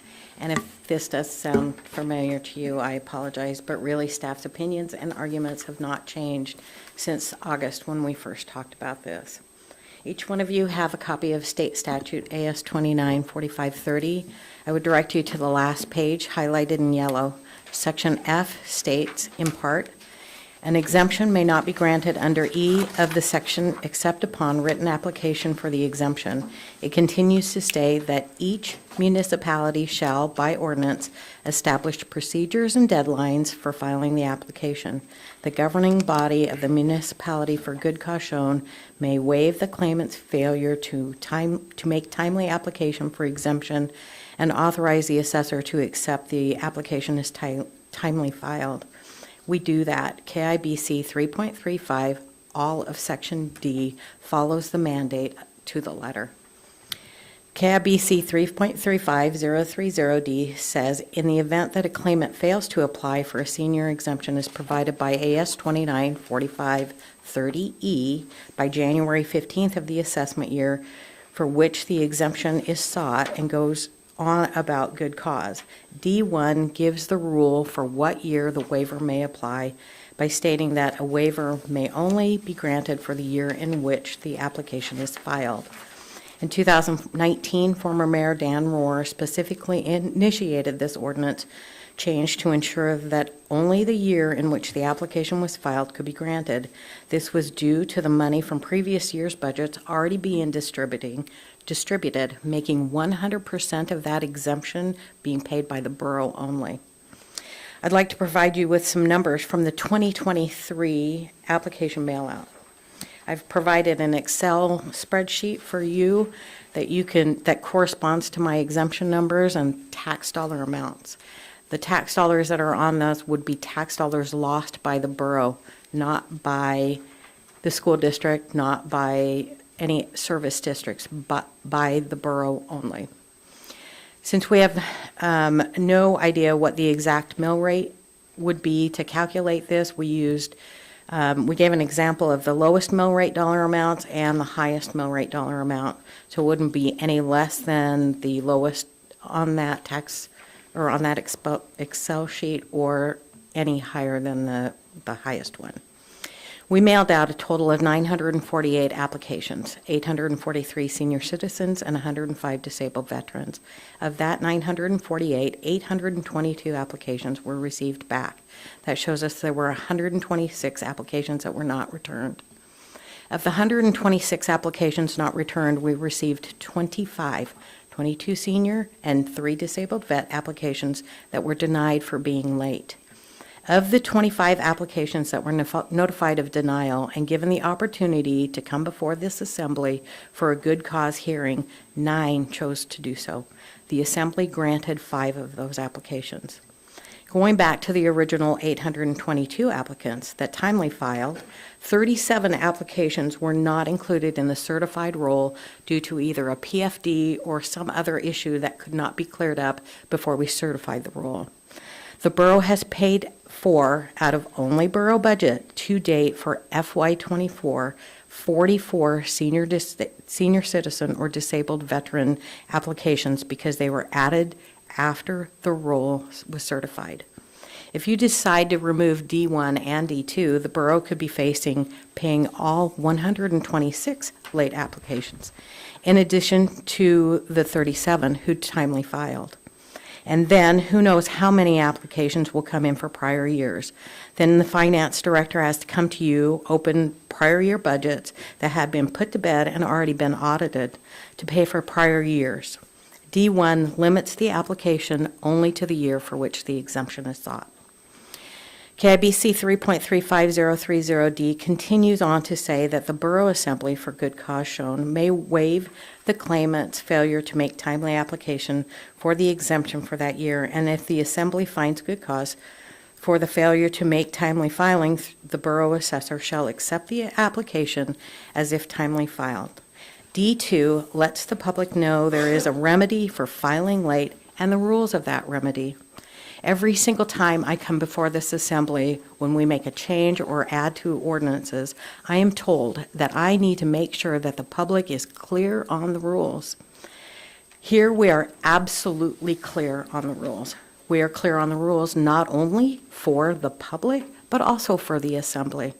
This ensures that we treat every single citizen in Kodiak, rich, poor, young, old, black, yellow, green, purple, the exact same way. I'd like to share with you a statement from an assemblyman that currently sits on the assembly from the discussion during the last quasi-judicial hearing that we held for the senior citizen disabled veteran exemptions. I appreciate some of the comments tonight. I don't think that it's left up to interpretation. There is clarification in D1 and D2. Following the code, and part of that is good cause, shall mean extraordinary circumstances beyond the control of the applicant, including but not limited to medical condition or disability, family emergency, family death in the family, or similar serious condition or event that substantially impaired the applicant's ability to file a timely application. I can agree that this is a hard decision, except for that it's spelled out in the state code and in the borough code as to what we are supposed to do.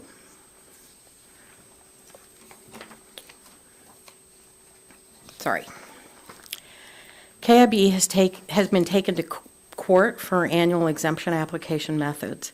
The court upheld our methods of application and only found that KIB was lacking in who made the final decision for good cause determination. Part of the reason for that, for the court upholding it, is because of D1 and D2 were added to our code, and why the Assembly does the good cause hearings. I don't think that removing D1 and D2 are the right way to amend our code. Looking at ordinances that were provided in your packet, we'll literally be going backwards in time to 2014.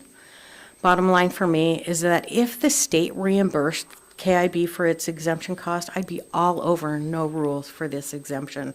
The state does not reimburse, and it is our duty, yours and mine, to not only protect seniors and disabled veterans in Kodiak, but also to protect the rest of Kodiak's taxpayers and not unnecessarily burden them with the exemptions that they shouldn't be given out, or to reopen prior year budgets to pay for them. Thank you. Discussion. Scott. Oh, excuse me. I'm sorry. Dora, go ahead. I'm sorry. I wanted to add to this too. Part of what precipitated Mr. Rohr's change in this was that we were carrying a $320,000 deficit in the education fund. Were we to go back to that again and create those kind of deficits after the budget's been passed, after the mill has already been set, after the tax statements have been mailed out? I don't have a good place for where that money comes from, because it's not like we can just bill the taxpayers for it next year. We have a cap. So you're talking a whole department worth of money for one year of exemptions for prior years that have already been closed. So just consider that. Thank you. Thank you. Scott. I think it's important that we have clear definitions for our resolutions and or ordinances, whatever this is. By removing D1 and D2, we cut out the definitions for those things that people don't even know. If we cut out D2, then we can't assert what good cause is. And therefore, we have to grant everybody a reasonable approval of their exemption, which I think is crazy. Looking at the 9 that we had last year in the judicial phase of things, we approved 5 and we didn't approve 4. And it was clear which ones. We didn't have to debate about it. It was pretty clear. And D1, this waiver thing, I mean, if we don't limit it to 1 year, the year that they're applying for, we're asking for a big hole in the head. So I think this is premature. I think that we need a lot more study before we modify the code for these kind of exemptions. I also think the state legislature is remiss in not doing something about their mandate to have these exemptions without means testing in some way or something of that sort. It just doesn't make sense to me. It did when they were paying for it, when we had lots of oil money, but they're not paying for it anymore. So I think we need to revisit this, and hopefully with greater conversation with the staff about the effects of these kinds of changes. Thank you. Bo. Thank you. I appreciate the thought behind this ordinance. As a veteran, my father is a fully disabled veteran. I know, unfortunately, too many Gold Star families. However, given the potential fiscal impact of someone being able to reapply, or I'm struggling for the term, go back multiple years to get this money back from the borough when we're already in a fiscal crisis, in my opinion, would be irresponsible. Again, I appreciate the sentiment. I am with the proposers there, but I don't think this is a responsible approach to the problem. Given there are opportunities for someone to not only apply for a resource that gives them relief, which is fantastic that it's even offered, but given there's an additional step they can take if they miss that deadline for something beyond their control, I think is very fair. I think about my father, and he's a senior citizen and a fully disabled veteran. I guarantee it that there are multiple reminders to get his paperwork sent in, because without this resource, he cannot survive. My mother cannot survive. So if people need assistance, maybe that's the approach we need. If people are struggling to file on time because they need assistance in doing so, that's something I can support. I can't support giving someone flexibility to file for multiple years, get granted, and then put the borough in going off a fiscal cliff and creating more work for our staff who just need to focus their time elsewhere. James. So, I am going to withdraw my amendment to Title III at this point. Ryan would have to second it if he agrees, but I think that after listening to some of the comments tonight, it would be better that we have further discussion instead of bringing this forward next week for introduction. I think that we should just have a couple more discussions on something like this in further work sessions before we bring it to an introduction. Ryan? Thank you, Mr. Mayor. I'll respond to Bo first, and then I'll respond to Mr. Turner. If we could recall, the opportunity presented itself to how can we fix this problem? Can we, ask our assessors when they're going out looking at a property to hand them a tax exemption? Do you recall those types of questions? So this is not a, I co-sponsored this because I'm looking for an audacious solution for 126 people to know that there's an opportunity for them. And yes, I am looking at it from a disabled veteran standpoint. That being said, I will second Mr. Turner's motion to withdraw this, and we can move forward. Okay. Yes, I'm Larry, and then a break. What does it mean we're going to look at this later? Means nothing right now. So we're just, It's pulled from the agenda at this time on there. There's another issue on the senior exemptions coming up. Can we add it to a future work session now? Not right now, no. So, 5-minute break, and we'll come back on at 9, it'll be a 7-minute break, 9:55.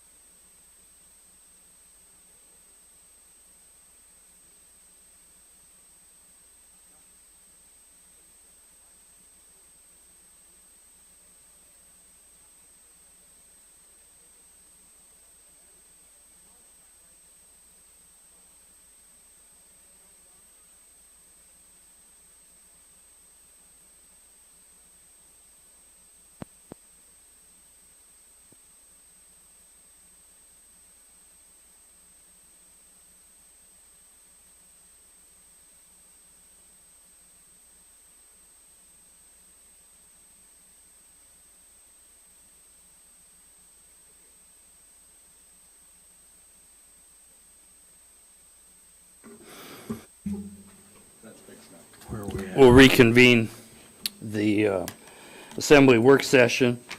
Next item is ordinance number FY 2024-12, amending Title II Administration and Personnel, Chapter 2.30, Rules of the Assembly, Section 2.30.060, Order of Business and Agenda, in order to establish the sequence in which the Assembly receives public comment during meetings. This ordinance is introduced by Mr. Turner, so I will let him speak to it. So as I said previous, I've been on the Assembly for some time now, and if there is one thing that bothers me the most is community members come to the Assembly meetings, stand up at the podium, and we make them stand there until we take a phone call. And no matter what, they're second in line. If there's 2 phone calls, they become third. They get back in the queue. But they're standing here. They made an effort to come to the meeting to state their opinion and try and help us make our opinion. And I think that it is a slap in the face to community members that make an effort to come join these meetings and take somebody that is on the phone, not making the effort to come here. I just don't, I don't agree with making our community members that make an extra effort to be in front of us and state their case. So that's why I brought this forward, is I think that we should, if a community member has a comment that is in the audience, they should be able to state their case, have their 3 minutes, and then we move to the phones. Ryan. Thank you, Mr. Mayor. So I see this ordinance for introduction as a method to control the decision of the mayor making his selection. And I would just ask if Mr. Turner has suggested that maybe an alternating position between phone and physical presence would be considered. I'm just not in support of ordinances being established to try and govern conduct. I just don't see that as being a very fruitful idea. Thank you. Larry, and then Scott. I like the idea of alternating. Turn your mic on, please. I was trying to watch the clock so I don't talk longer than I'm supposed to. Can't do both, guys. I like alternating it. You know, it's pretty scary for some people to come up to that podium and sign in. It really is. Some people have stage fright, and even when I was in my previous position, I really hated to address the Assembly, mostly because you don't look very friendly, or didn't at the time. But in any case, some people, that's the only way they can communicate is over the phone, and it's hard to sit on a phone and listen and tell the kids to be quiet or whatever. And but I like the idea of alternating. I agree that I hate seeing people just stand there like call after call. And but I think alternating it, I think the public, and I've never seen anybody who really was upset about waiting, but I do believe they should have been.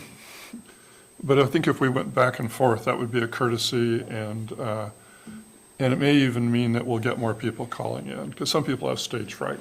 And my wife is very good at telling me her opinions in very aggressive ways, but not here. She would never do that. Scott. We have a weak mayor position, and this is one way to confer a little authority for the mayor. No, but I will. And memo to whoever. I agree that the alternation between citizens and phones is a good idea. I think we have also missed the point that For people in the villages that want to comment, phone is easier than paying the amount of money it takes to charter a plane to fly to Kodiak in order to be here in our august presence. So, at any rate, I think it should be alternating, and I think that the mayor should agree to that. I can't read. Bo, I agree with the compromise of alternating. I can see different viewpoints, especially remote communities that they only have that option for the most part. But I am sensitive to. Was it a couple meetings ago, we had a lot of people in the audience, and someone was standing there for a very long time. So I think that's a reasonable compromise in alternating. So that's what I would support. okay, I guess Steve. I think if this proposal were to be done, it would need to be made clear that first we will take comments from people within the audience, then we will accept phone calls. So the people who are in the villages or wherever would know they don't have to hang on the phone forever. Don't bother calling while people are in the audience talking. Basically, it's been the choice of the mayor or the chair, which would be the deputy presiding officer here. I try to alternate between them. There are times when we have problems with the queue and people are trying to call back, and I alternate between them. And usually when I have somebody up there, I usually know them and I know it's not a problem, and we'll catch, there's 3 people on the queue, try and get it so it opens up. I don't have any idea how many people that queue will hold because we've had problems with them and they disappear when we answer. So that's why I alternate between them.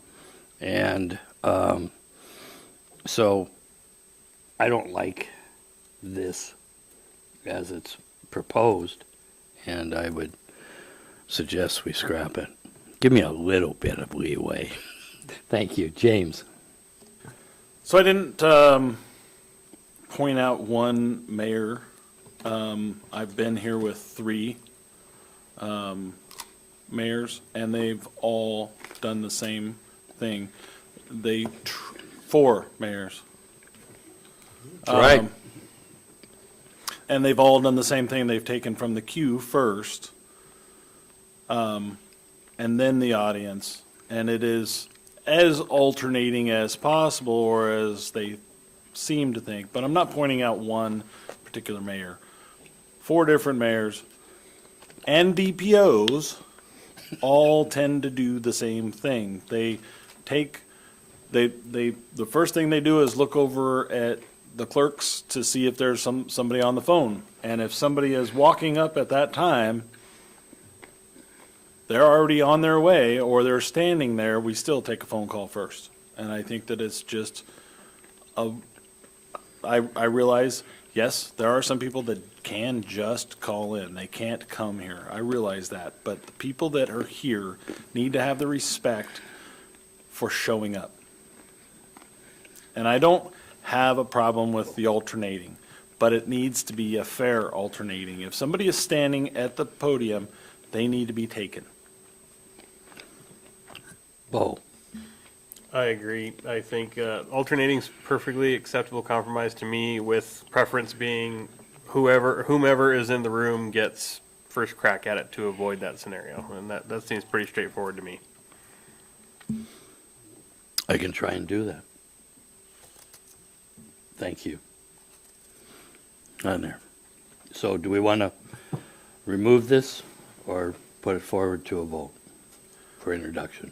I will withdraw my amendment to ordinance, or to the ordinance.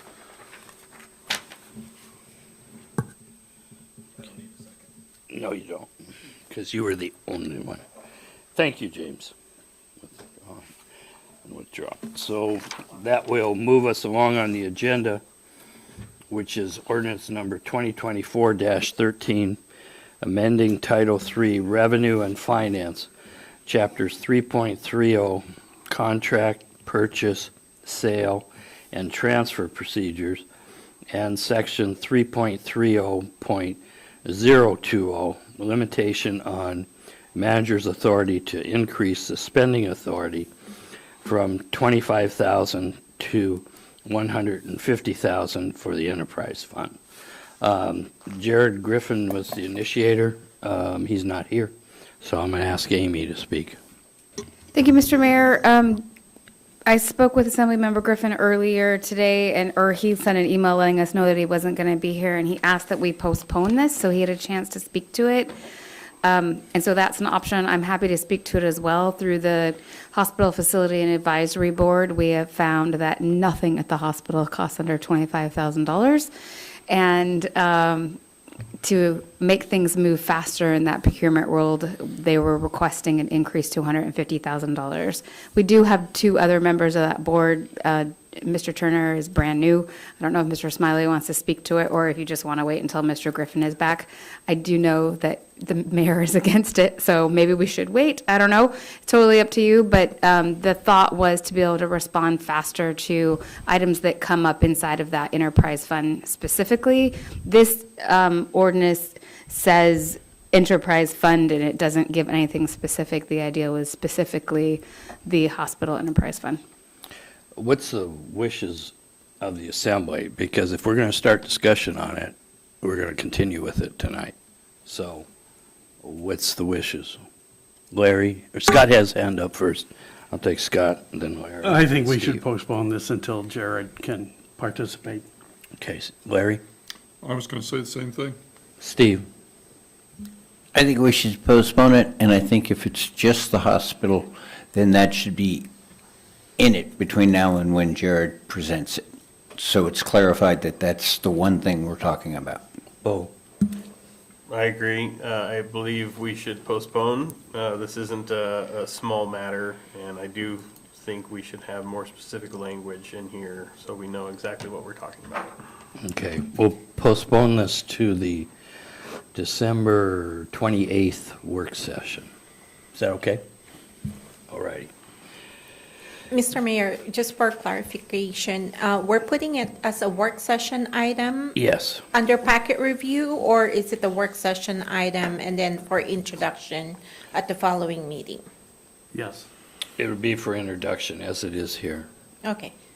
So it will be under packet review and it will be introduced in the January meeting. Okay. Yep. Thank you. Okay. Oh, James. The only Sorry, thing I that didn't I see is that the request that was filled out says 150. It doesn't say 150,000. It says 150. So $150? it's $150 on the request, and then the form that we have in front of us for the ordinance changes. Good point.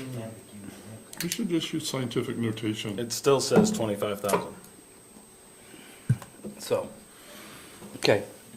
It'll be coming forward in 2 weeks. So we'll discuss it then for $150. Would you tell Scott to turn his? So, next item is ordinance number FY 2024-14, an ordinance of the Assembly of the Kodiak Island Borough amending Title II, Administration and Personnel, Chapter 2.105, Planning and Zoning Commission, Section 2.105.030, Powers and Duties, to eliminate the capital improvements review process from this section. Introduction was sponsored by Scott Smiley.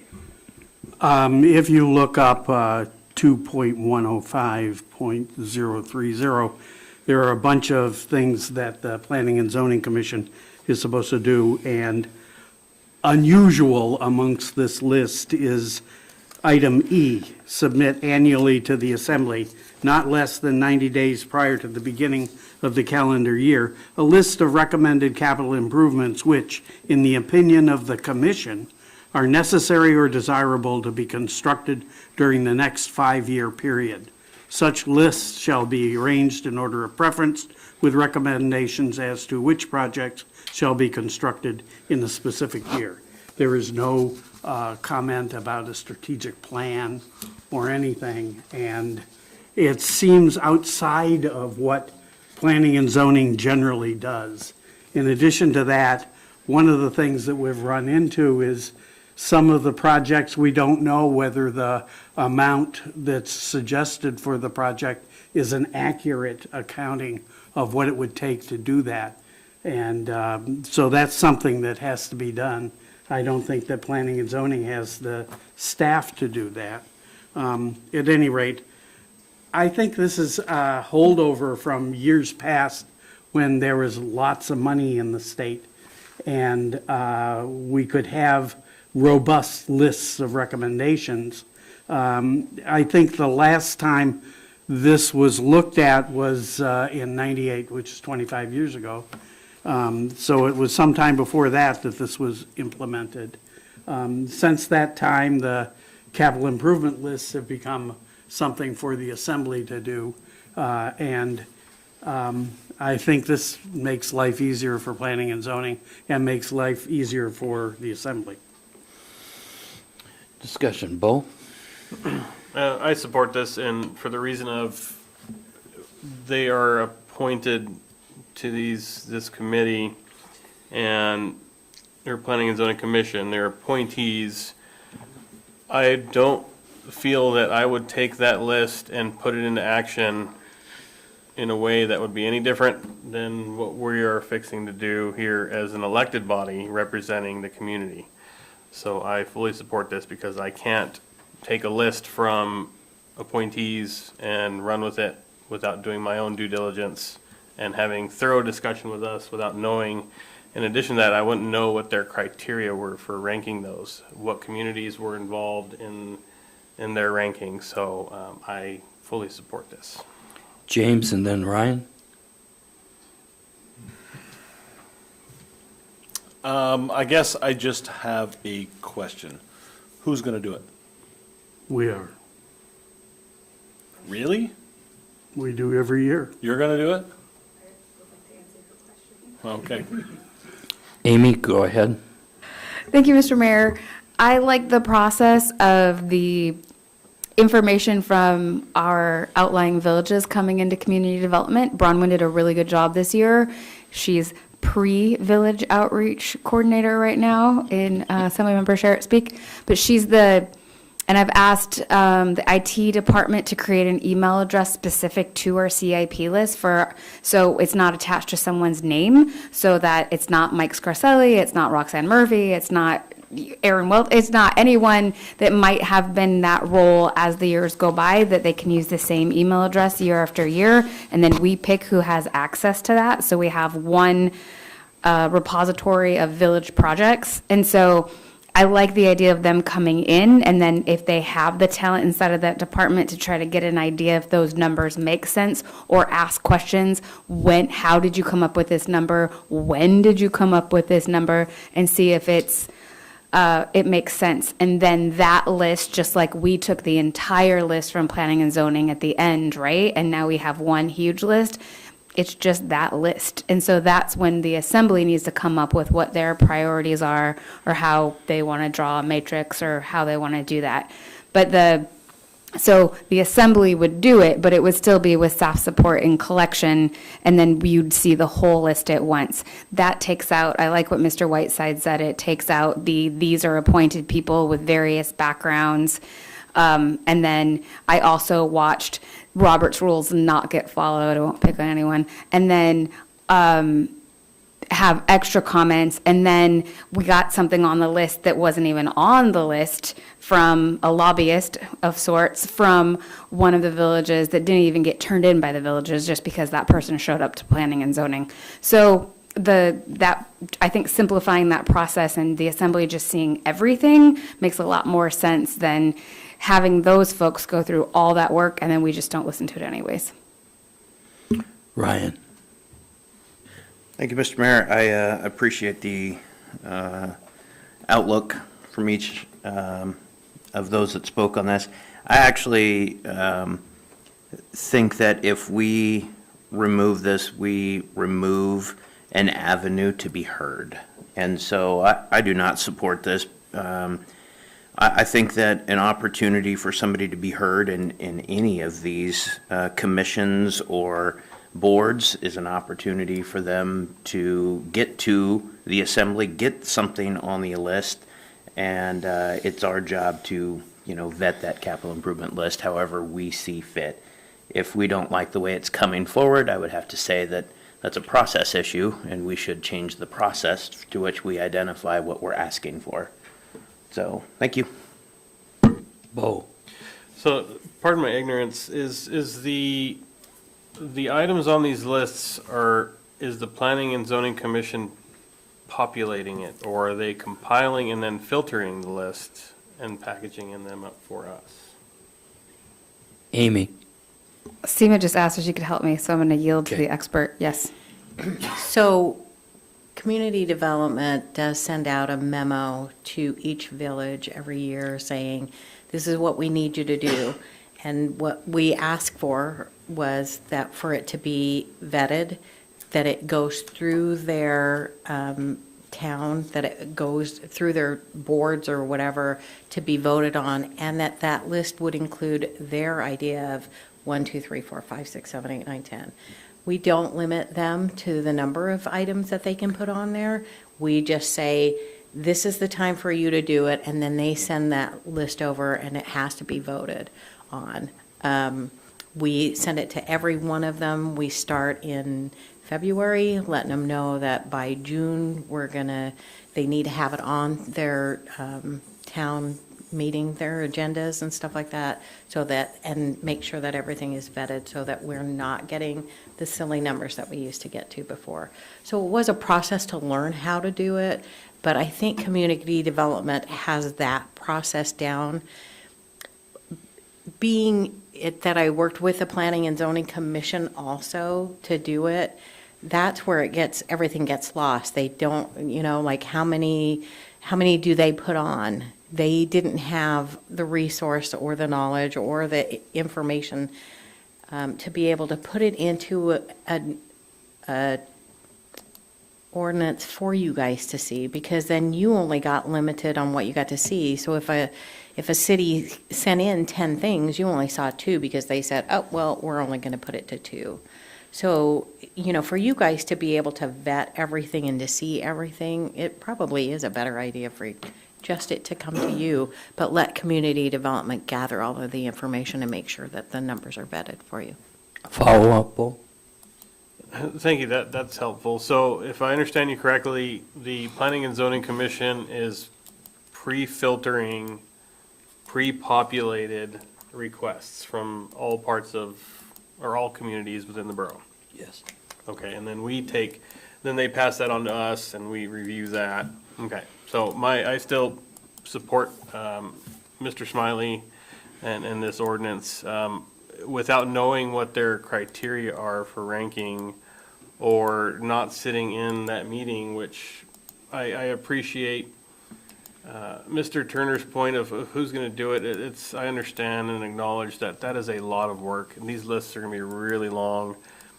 I see it coming. We're going to have a lot of discussion, I'm sure, but without knowing the discussions that took place before those lists come from the Planning and Zoning Commission to us, what their criteria were, who was involved from these outlying communities, I would give very little support to that list without digging in myself. Larry. Thank you, Seema. Thank you. Well, I certainly appreciate all the work that P&Z has done, to get ready to this. Where it seems like it doesn't make any sense is them sending actually a prioritized list of what's most important because they don't have the background. But who would say we don't want all that help? Because if you didn't do it, who's going to do it? But what concerns me the most, and one of our public speakers tonight here, and he brought up a topic that we sort of came up when we were trying to prioritize, because we don't have any rubrics to decide ourselves, much less criticizing P&Z, but to divide it up into categories, facilities, major projects that the city and borough support, and to break it up into different areas that when they send this into P&Z, it's populated.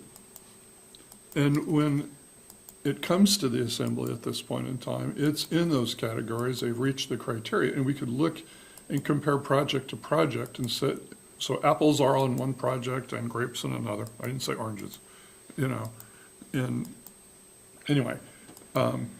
And then I think the assembly, instead of spending as much time talking about that as we do nonprofits, we could develop a rubric and make sense. And then the P&Z would actually feel like the work that they're doing is appreciated instead of not appreciated and not looked at. So when are we going to develop those criteria? Because that's really, that was good. Was it Ryan that brought up that categorization at one of the meetings? Correct. And I think we need to do that as soon as possible and give it to P&Z, let them talk about it, and move forward. I didn't go for 10 minutes, even 5. Correct. Seema? So can I just tell you that we had a P&Z commission meeting last night, a work session, and of the 5 people that were there, 3 of them did not even care whether it was going to be removed or not. One of them was like, yay, get it off our plate. And one was just like, oh, I don't know how to comment to that. So the problem with it was that I saw was that even if the villages went, this is 1, 2, 3, 4, 5 for us, you guys didn't see that. And they didn't necessarily put it in 1, 2, 3, 4, 5's way that the village wanted either. So at least you would see the information in a way that the village wanted it done, that, instead of having somebody else give you that information that might not have been really in the order that the village even wanted it. Ryan? And then Bo? Thank you. I actually see this as kind of 2 issues. I see a list coming from P&Z as input from P&Z, and then I see our surrounding areas being filtered through P&Z. So I would almost offer to have our surrounding areas submit their list to us, but I would also like to know P&Z's position, because they have a strategic outlook as part of their commission. And so I would like to know what they think is important to them to help them support their goals, sans the community development on the outlying areas. So I view this as kind of two issues. Thanks. Bo? I agree with Mr. Sherritt, and I appreciate Mr. Ledoux's comment. My intent wasn't to marginalize the effort the Planning and Zoning Commission puts through. However, I am not comfortable with them filtering the requests coming from these communities. Would it be potentially more appropriate for them to lend their expertise in commenting on the lists, not ranking them, not filtering them, but perhaps commenting on what each, if they wanted to take it to that level, they're doing it anyways if they're ranking and filtering. Provide them the opportunity to lend their expertise to us in commenting on the proposals. Not necessarily filtering them for us or ranking them, but lending expertise where they see fit. I'm going to go ahead and comment here. You sure? Yep, I'm sure I am going to comment. Does that make it clear, Scott? Yes.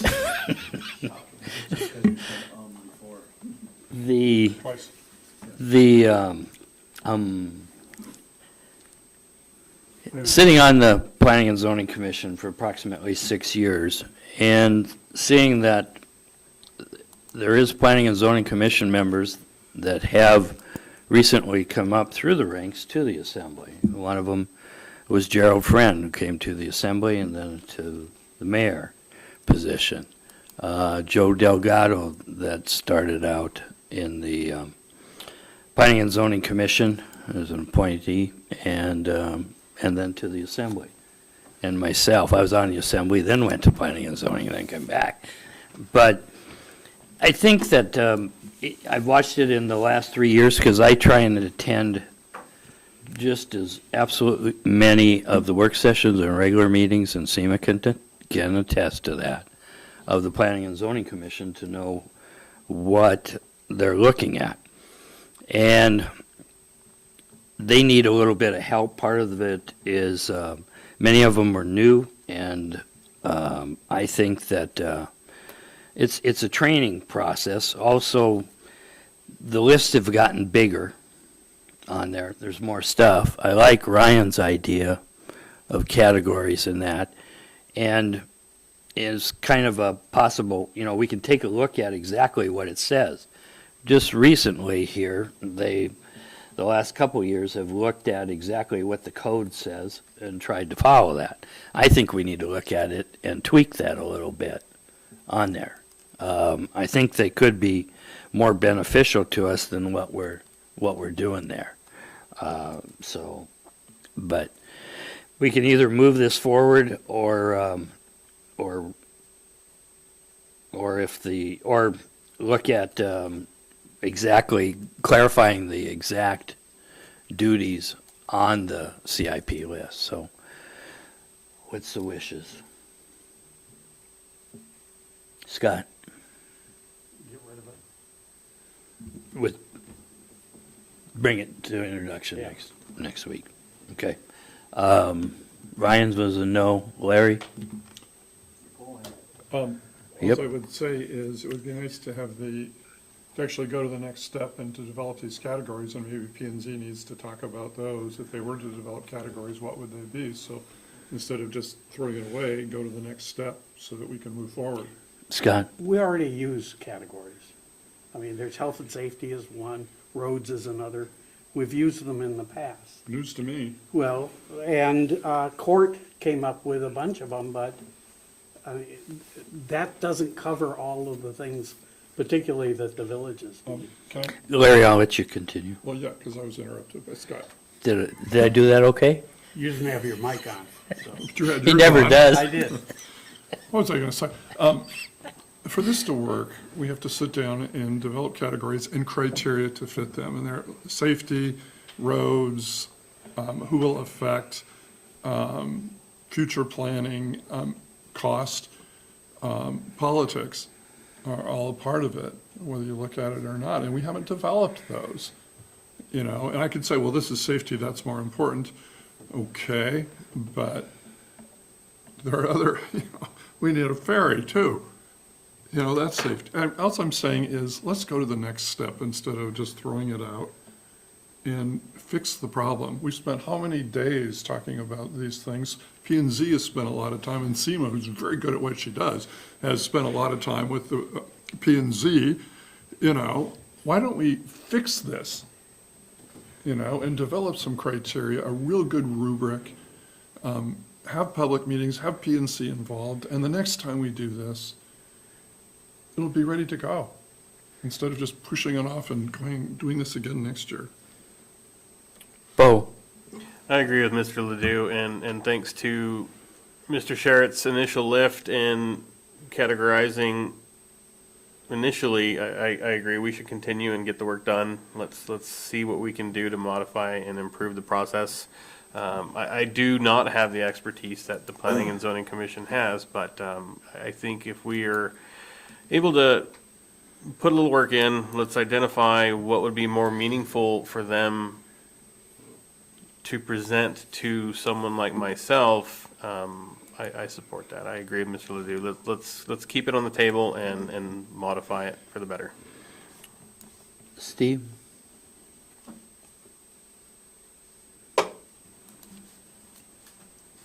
Yeah, we can keep it on the table and go from there.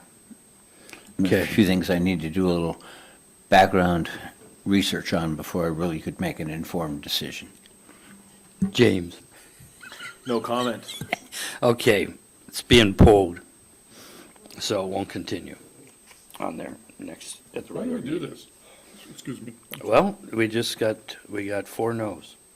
So, next item on the agenda is ordinance number FY 2024-15, amending Title III, Revenue and Finance, Chapter 3.35, Real Property Tax, and Chapter 3.40, Personal Property Tax, Section 3.35.030, Real and Personal Property Exemption from taxation and section 3.40.030 assessment return to change the filing date for the senior exemptions and disabled vets applications from January 15th, the deadline to file, to March 31st.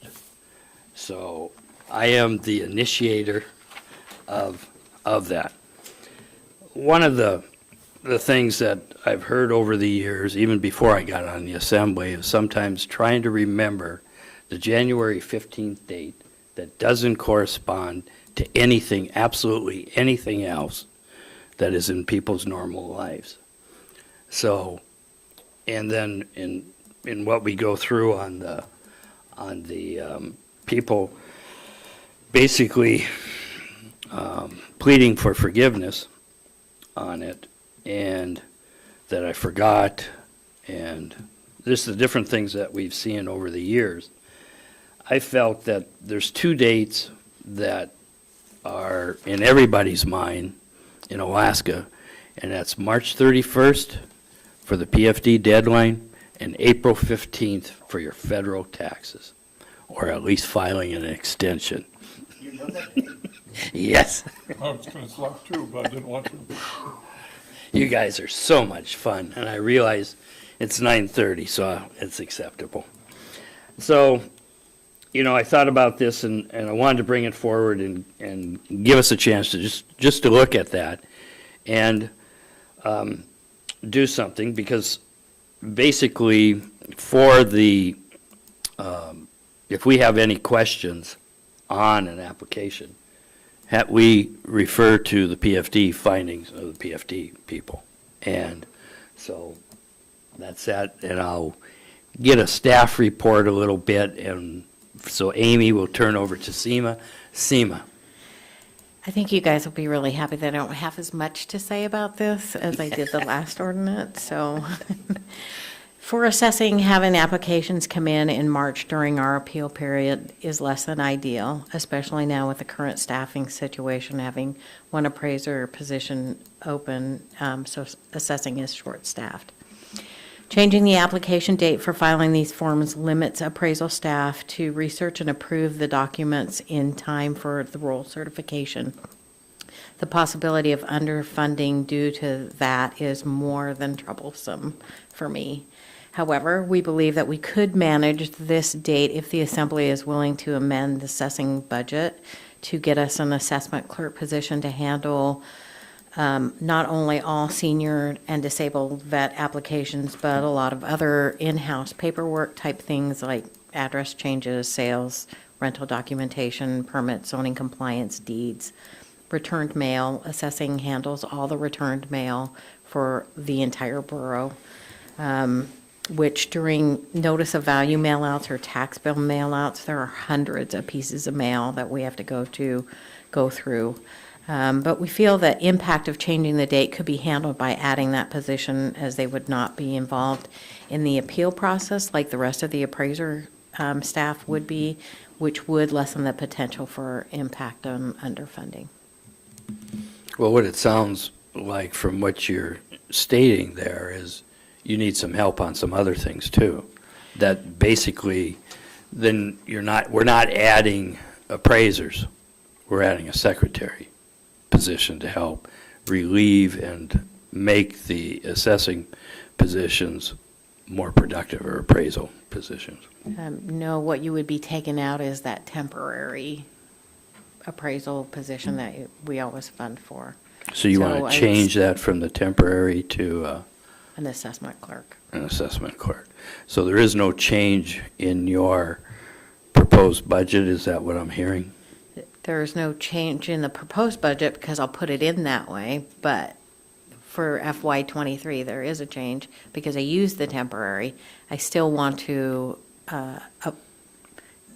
get another appraiser tech position, but now I want to change that temporary position that I would have gotten in 24. Now I'm starting to get confused. Amy? Yeah. Thank you, Mr. Mayor. So, Thank you. We just lost an appraiser tech. We'd like that appraiser tech back. What SEMA is suggesting is that in the summer months and into the early fall, we have a temporary position. She'd like to change that temporary position to a full-time position that would allow us to deal with the later deadline. I understand the date change and why it aligns with the PFD. Because we didn't change the definition of good cause or how we deal with that, we're just kind of pushing it back a little further. If they didn't get their notices and they're not going to make it by January 15th, they're also not going to make it by March 31st. So that's not alleviating the pain. There might be some more that come in, but we're still going to have to deal with that whole disabled veteran senior exemption process that's in place because we didn't change the other stuff earlier. Well, I think we're going to lessen it. In my mind, we'll end up lessening the number of people that we're going to have on there. And with the process that's been started on sending the cards out, I think we're improving it on there. And the majority of people try to file those things when they get them, but not everyone. And this just gives another date. I admit I have a hard time remembering the January 15th. I got my personal property thing that has the big red, put it on the wall so that I file it on there. So Seniors get a big red. Disabled They get a vets big red, too? red also. But, I mean, so what we're saying is, instead of that temporary appraiser tech position, we would change that out for a permanent clerk position or secretary. Okay. Scott? I'm opposed to this. I think it would be nice to have all these dates married up and everything, especially if you have kind of OCD look on the world, but I don't, and even though I have a bad case of OCD. However, I don't think this does much for anybody, cost money. I think it's simpler just to leave it as it is. James, and then Larry, and then Steve. I am also opposed to this. If you can't remember to do it in the 2-month period that you have, you're not going to remember it in a 5-month period. Okay, Larry. I keep trying to, look at the base problem. And I agree that, people procrastinate. I mean, I can't tell you the income tax date or the other date because my wife takes care of everything. Okay, and she tells me if she disappears, I'm in trouble, and that's true.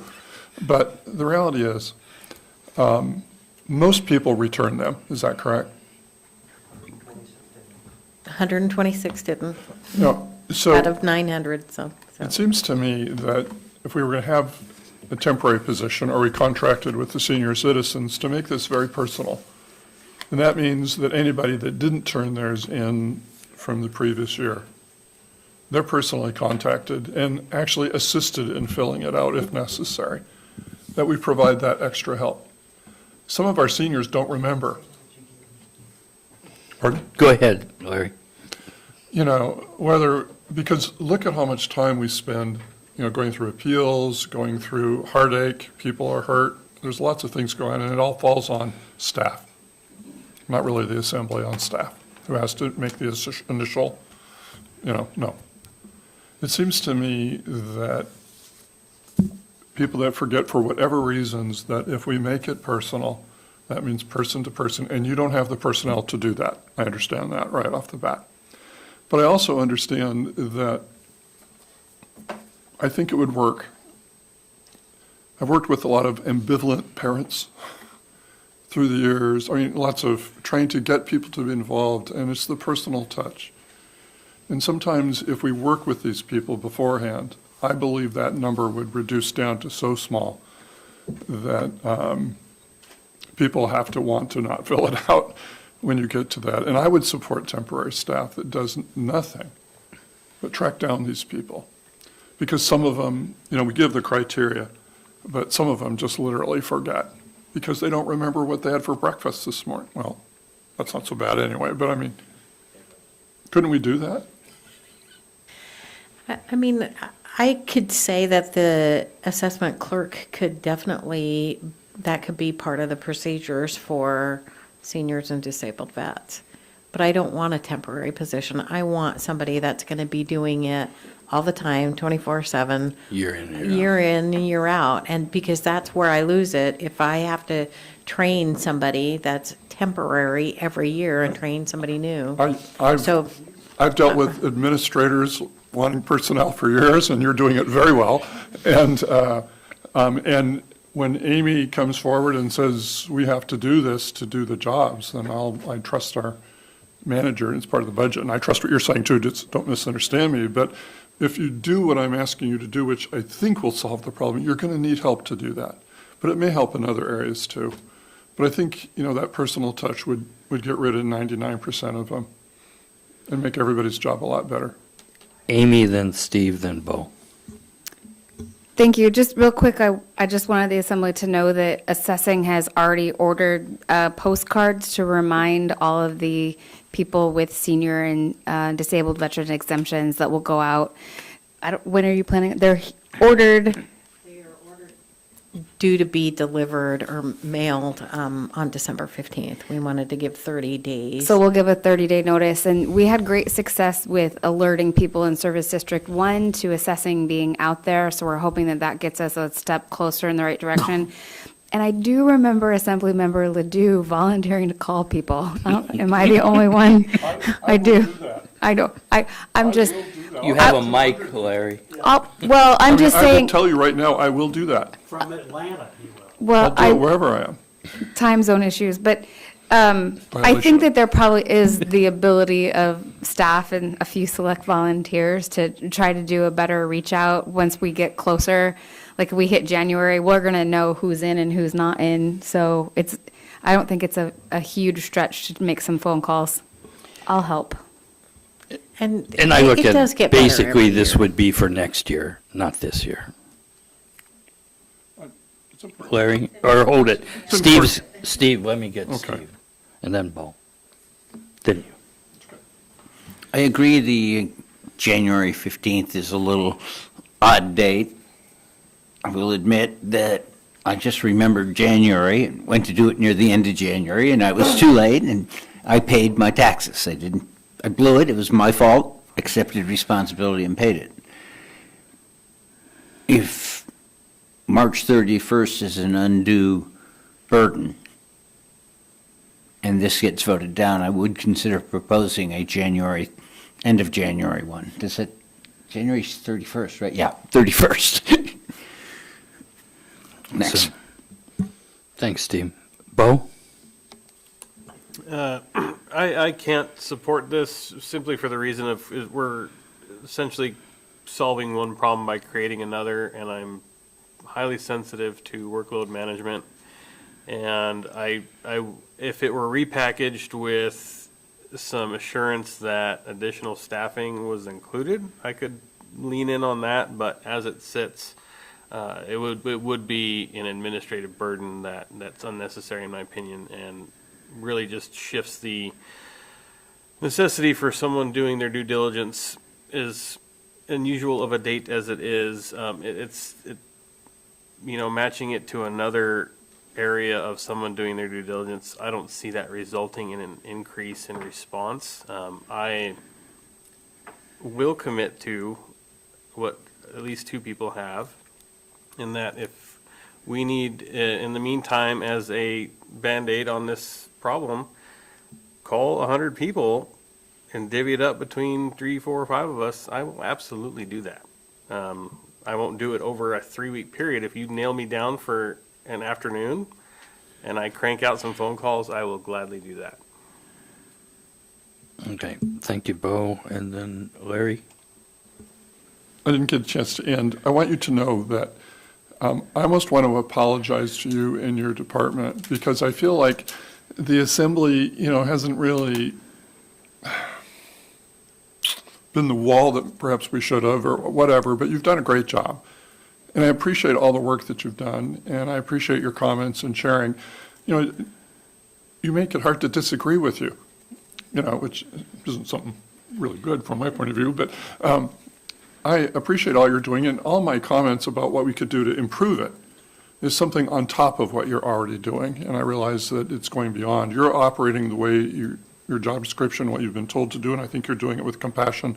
I really think that we need to just go this extra step, which is personal in some way, whether we have staffing or we have volunteers to do it, and I think it will solve the problem. I'll set up a day for next week and let you guys know what, and see who's going to be here for August 5th, or I mean, January 5th or something like that. I'll be happy to do it. Okay, thank you. Okay. Things are kind of split. Steve, I have you down as a so-so. Sure. So are you a so-so, a yes, or, I need a yes or a no? Are you in favor of this moving forward, or no, you are not?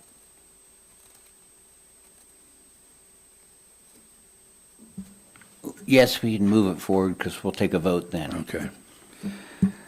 That splits it, 3 yeses, 3 nos. We'll move forward.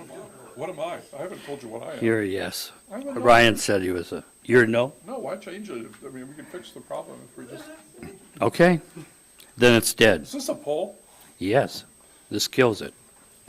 If you I went don't from a think I yes kill to it. it, first you said yes, you were in favor of it, so I wrote you down as a yes. Then you say no, so that's worse than so-so. You did good, Steve. I think it's excellent. Yeah, so it's dead. Next item is citizens' comments on the agenda. Let me get back to the packet, which is manager's comments, please. Good evening. 5 minutes, here we go. Okay, this is long tonight, and I know you've all been leafing through it because the meeting has been long, so I just want to hit on the highlights. But first, I wanted to start on a non-highlight and just talk about procedure and agenda setting.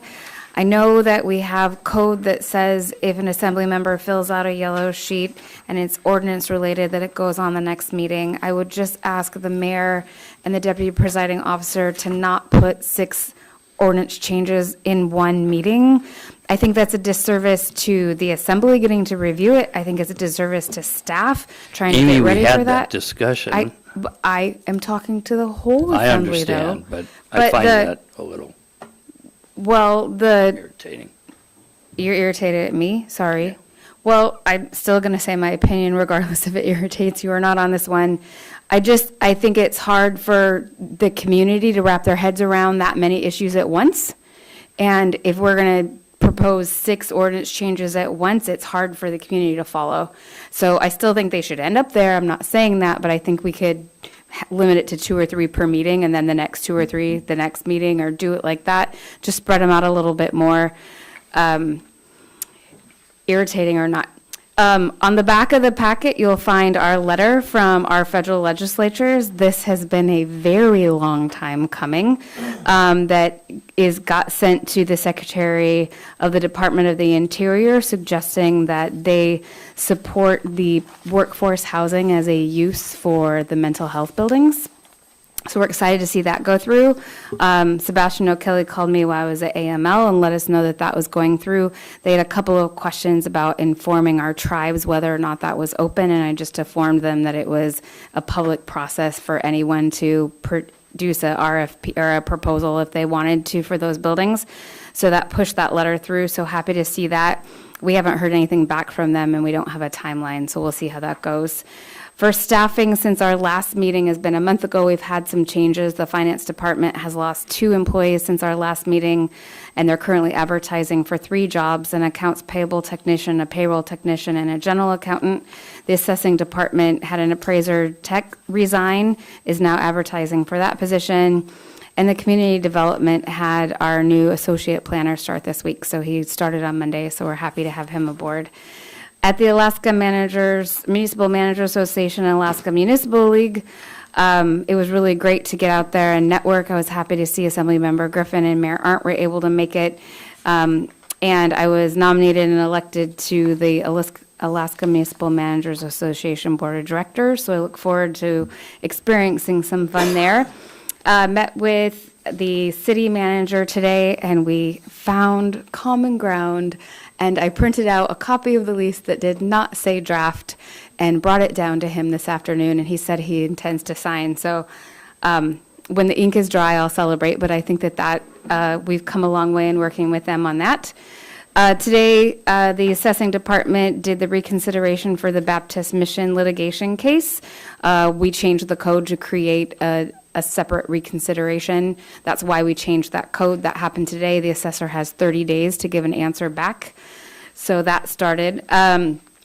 Today, KIB hired a contractor to assist with the burning of green waste in the Dark Lake area from residents dumping tree branches and grass and, well, carpet and furniture and all that stuff. But we went up there and removed all of the hazardous stuff, took that to the landfill, and set fire to the green waste. Well, that fire caused a lot of attention. It got very smoky in that area, unfortunately. And so we had several citizens call. The City of Kodiak Fire Department got called. Bayside got called. It was a whole thing. But we went and dealt with that, got some good conversations about the heat of fire and how the smoke changes and wind direction. I learned a lot today. We're going to try not to do that again. Safeway got a lot of smoke in it, but they also had their back doors open. So once we closed the doors, it got a lot better. But obviously, we don't want to fill that whole area up with smoke. So we're learning lessons. I did have a little bit of time to add some stuff, so I'll go off script for just a second about the Fur Terrace dumpsters. Alaska Waste takes away dumpsters after non-payment. The Fur Terrace Management Company did not pay their bill for over 20 or 100 days, and their bill was up to near $20,000.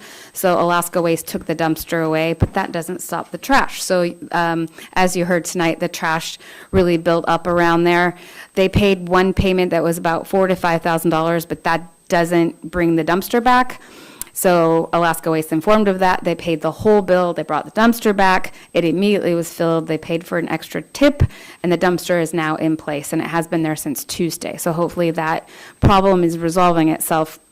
This is a problem that we run into more frequently we would like with this particular location. So we've reached out to our attorney to get some guidance on what our requirements are as far as health powers and how we should engage with them if we would be responsible for removing that, all those things. So Scott Brent Erickson is going to get back to us on that. But I had an assembly member contact me earlier in the week about that too. So there's been some community discussion around that.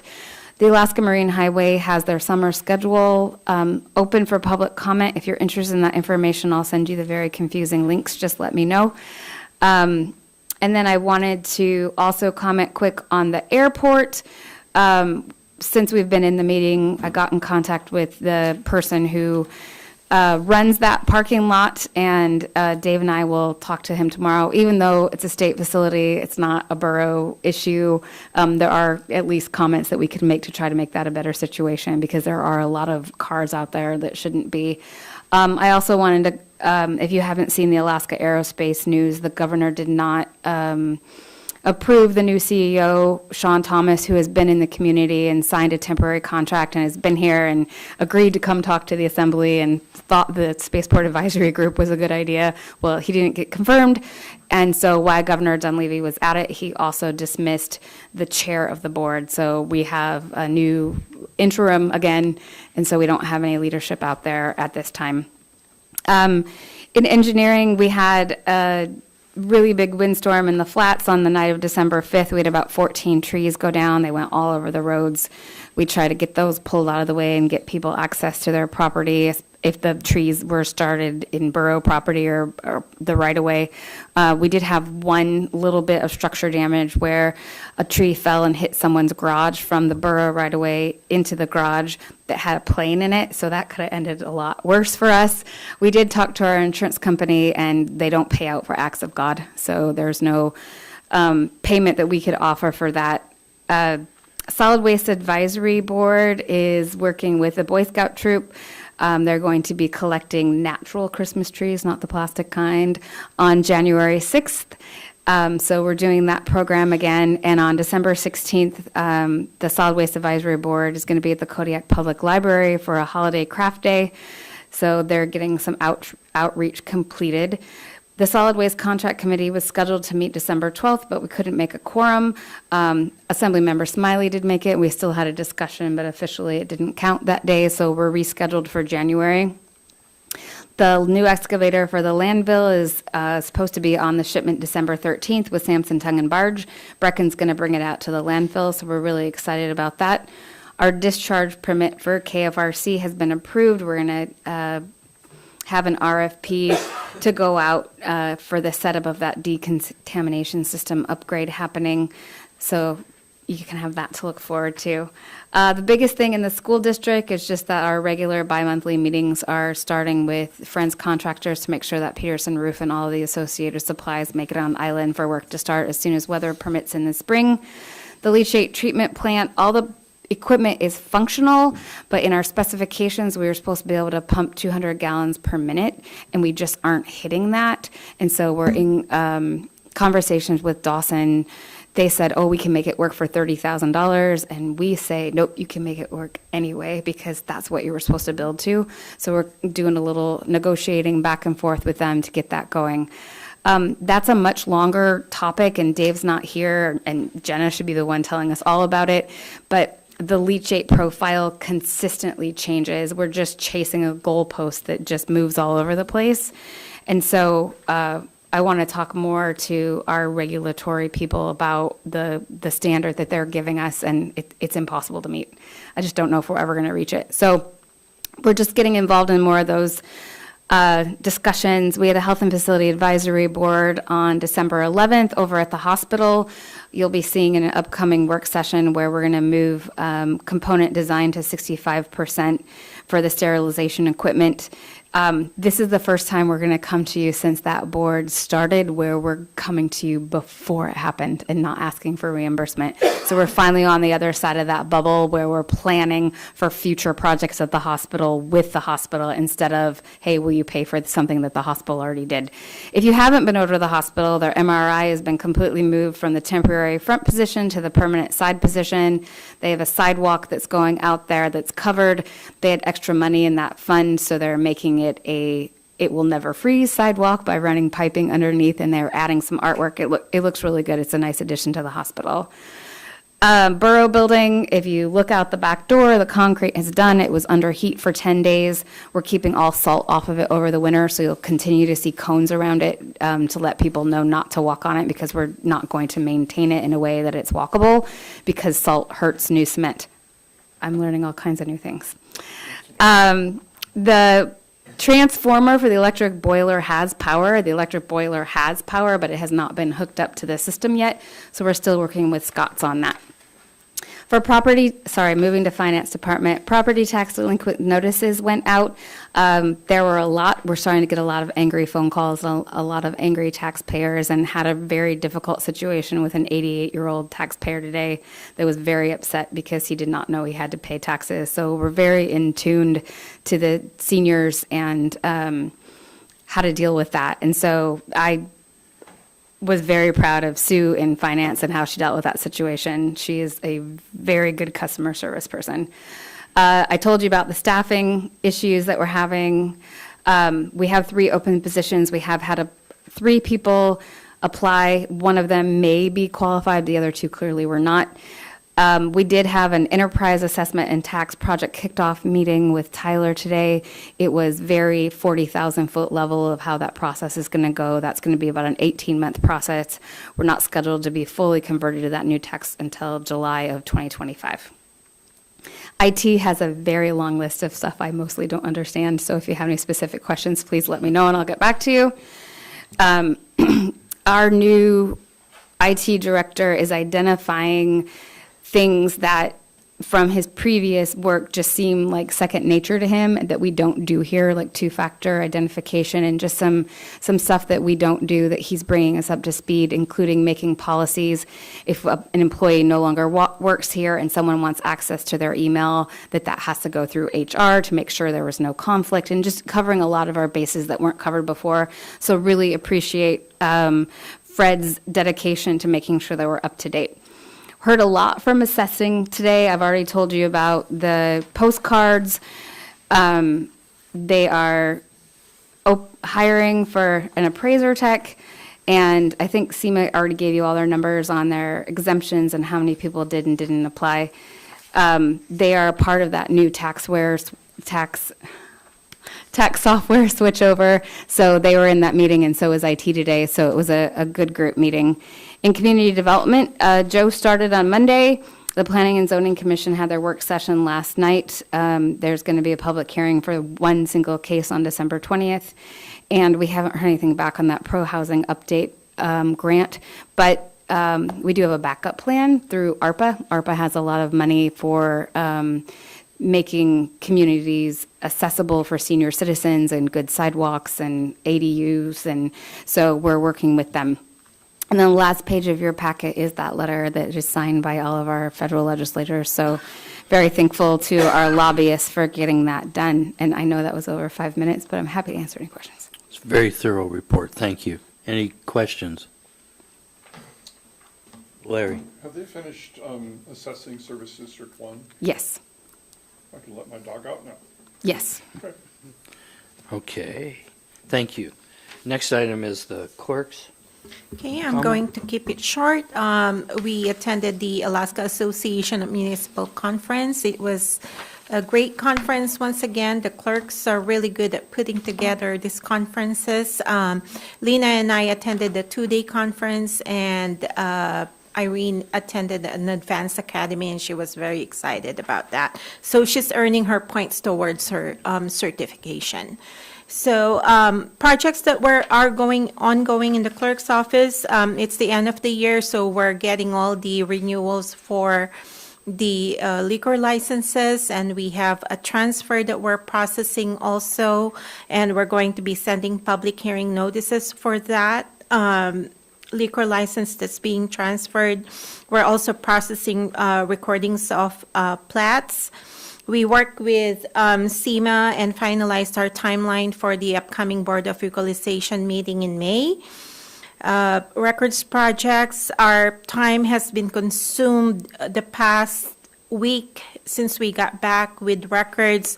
We're trying to recover vital records that were deleted the past few years.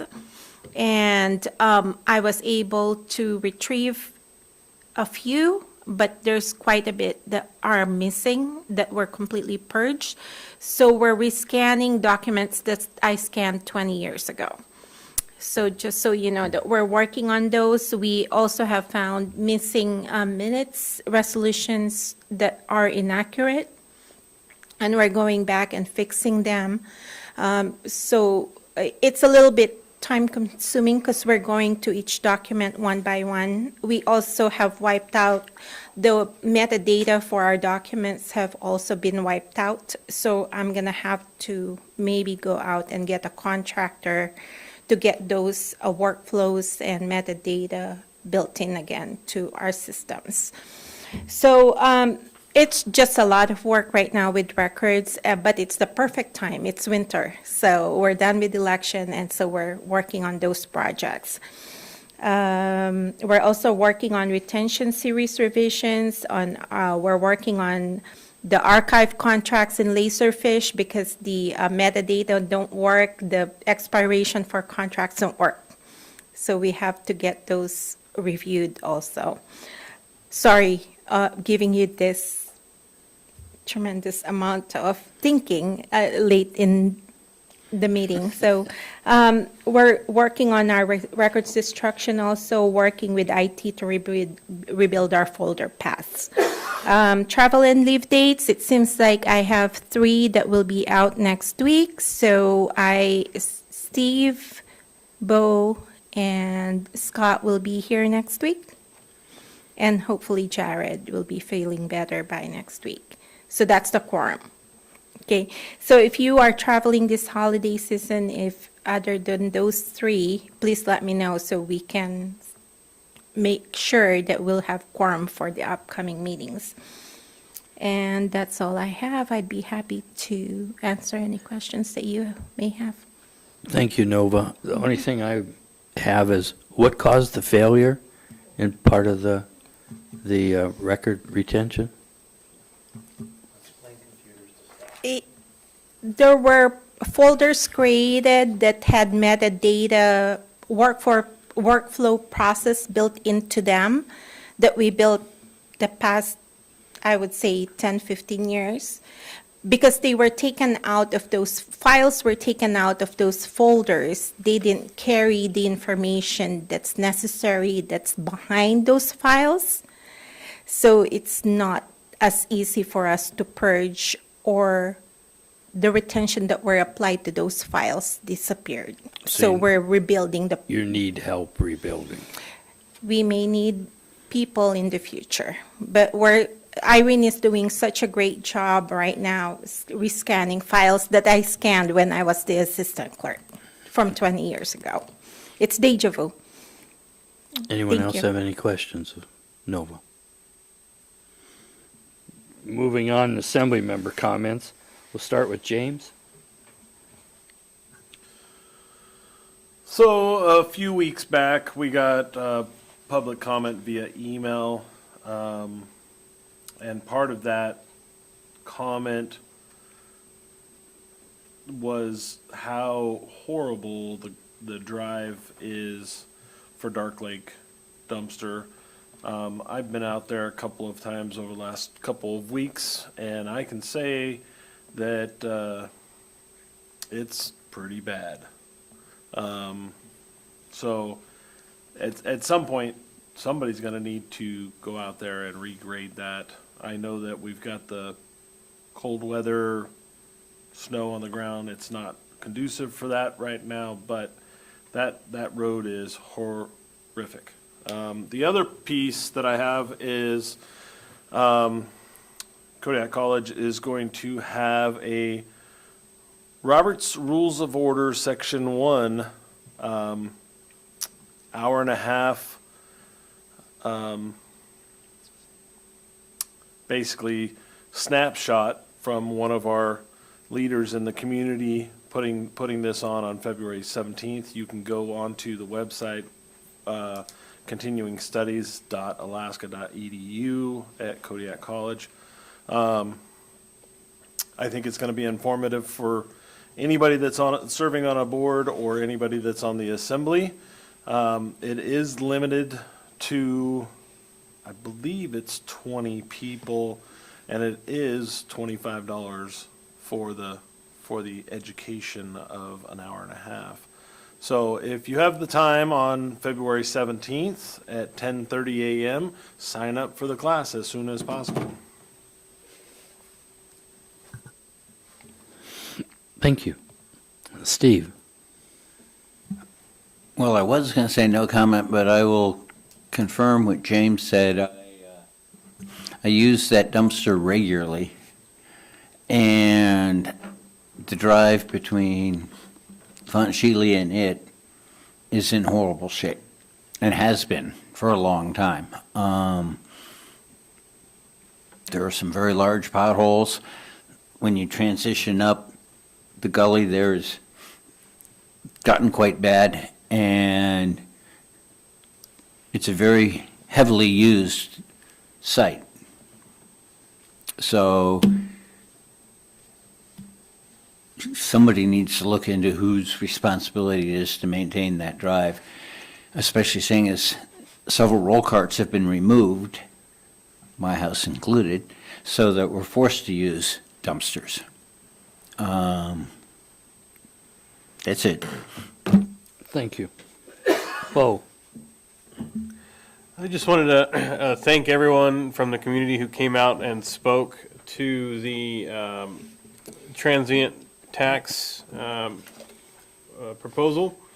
I heard every one of you. I always take your opinions into account, and I wish more people would have stayed to hear my thought process, but hopefully they see this, that you can stream or watch these through YouTube later on, and I am curious what it would take for us to move this fine print on the bottom of our agenda to the top. We have some great information as to what the meeting entails. However, you have to scroll all the way down, and that little bitty fine print lets everyone know this is open to the public, and if they aren't able to make it, they can watch this on YouTube. That's exactly how I watched all of you conduct these meetings, every Saturday morning instead of cartoons, I was watching you all speak. So I would. Serious? I am dead serious. That's as entertaining as my life is. So if possible, I would really like to see this information on the bottom put at the top of the agenda, and I encourage the community to be active. It was great to see that many people out here. Granted, it was because they were defending something they had a strong opinion about. However, I think if more people were engaged, we would identify more solutions to these problems. So thank you to each and every person who came out here, everyone who called me, and whether it was in support of the idea or against it. Thank you very much for taking the time. Thank you. Larry? On the top of my list, I wanted to thank Amy. Your reports are complete, specific. I was going to ask you some technical digital type questions, but you dodged that issue in your report just for fun. But I really do appreciate the way you seem to be managing your staff and providing information to the assembly. And I very much agree that if we have too many things on our agenda, and I've been complaining that we haven't had enough, but if we have too many complicated things, then we have two heads of departments who are short-staffed, have to stay here till 10 o'clock at night and then be ready to go in the morning because of the myriad of issues that we talk about. I think we have to be more careful, and I appreciate you bringing that up tonight because it is a board or assembly concern. But I just appreciate the context of your reports and thoroughness. Also, before I forget, I want to say happy holidays, Merry Christmas to everybody out there. It's just nice to have some snow here. I've had both through the years. I also appreciate that you've been taking initiative on the fur terrace problem. I really think, somewhere in the contract, there needs to be some kind of penalty for large corporations who manage facilities that are allowing our citizens to have to go through that. It's just wrong. And I appreciate you stepping in to try to take care of that problem, even though it's probably a little bit beyond your bailiwick to get involved. The comments about airport parking, and, you already started doing that. I was thinking, it's not a borough problem, but it's our people's problem. It's the people of Kodiak that we represent, but it's not a borough, and you took the initiative to start on that. And I was going to talk about, before you said that, because that's sort of our role as elected officials. We have a weak mayor that really isn't allowed to do pretty much of anything without permission. I said that so you'll hear it. Not just permission, approval. But in any case, there's nobody that can really stand out and talk to the state, because if you start talking to the people and you keep talking, we can be the Lorax. We can speak for the people, because without us, they have no voice. And you sort of are that voice this time. And so I think we can start taking care of some of those issues when we can, or as a group of assembly members, as long as we're speaking, for ourselves instead of the assembly. But I think we have a powerful voice, and I appreciate people bringing it up, even though it's not part of our mandated type duties. The other thing, and this is just a general concern, in previous positions, both at the state level and for many years at a current, our budget was done for presentation to the assembly. And you've been given no directions from the assembly on priorities, what's important, what's shifting. And at some point in time, you're going to be required to present a budget with your staff without any information from us, from a new assembly, what the priorities are. And that's coming up very quickly. The legislature's coming into session. The governor's budget today was not as good as we would like it. And I'm pointing out to my assembly members that we're forcing our manager to go into the unknown without a lot of input from the assembly. And we talked about this last year, those of us who were on the assembly, that we were going to do a better job of providing information to the manager to start thinking. I'm not saying you should have it done. I'm just saying that I'm sure you're thinking about next year's budget. And I think that we need to, when we come back, start sharing information with you so that when you do present a budget, you don't have to start all over again because people disagree fundamentally with some part of it. So just having said that. The other thing, and this is just the last thing, because I am watching the clock, when we do our lists for major projects and our lobbyists and what we're going to do, we always concentrate on projects, but this assembly should all be talking about services. You know, paving our roads, cleaning ice, salting, making sure we have safe roads, and that our food stamps are going out in our community. You know, the things that people need every day. They don't need big new buildings. In fact, they're generally sort of tired of big new buildings, you know, that we buy, but they are suffering for the lack of state services. So sometimes when we talk to our lobbyists, we need to talk, instead of about projects that we want, we need to talk about the people of Kodiak and Alaska that are suffering because the state is not providing services adequately to fit their needs. So sometimes I think we need to send a parallel document to the governor saying, when are you going to do this and this? Not the governor, I don't want to blame him, but, you know, well, you know, we need to be a voice for some of those things instead of, again, not facilities, but send out a resolution that we expect the state to follow the law, give people food stamps, food assistance, taking care of kids, abuse, neglect, all of that, that's not happening very well. And we need to be that advocate. And we're too hung up on facilities that we never get anyway. Maybe we should concentrate on the things that we can do and be that voice. Thank you. Scott. The BSA for the school district was a one-time only allocation of $815,000. The negotiated agreement that the school district went through with their union, they agreed that a future BSA would be divided between half of it for raises for staff and faculty, and half of it for other projects. And so this year, in a school district meeting, I think in early December, I'm not sure whether it was end of November, they agreed to use the 815.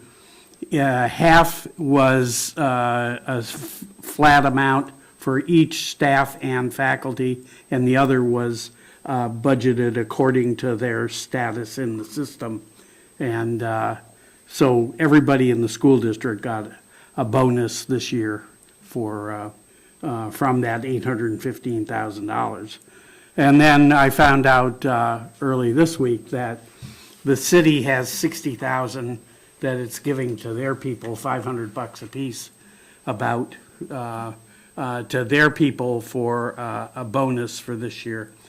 We've talked here, a number of assembly people have mentioned how economically tough it is and how inflation had eaten away at family things.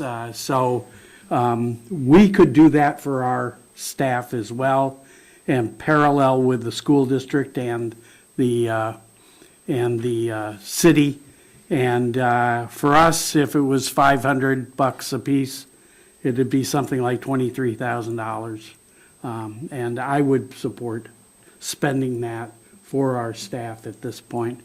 I think it's been a tough year, maybe a tough couple of years.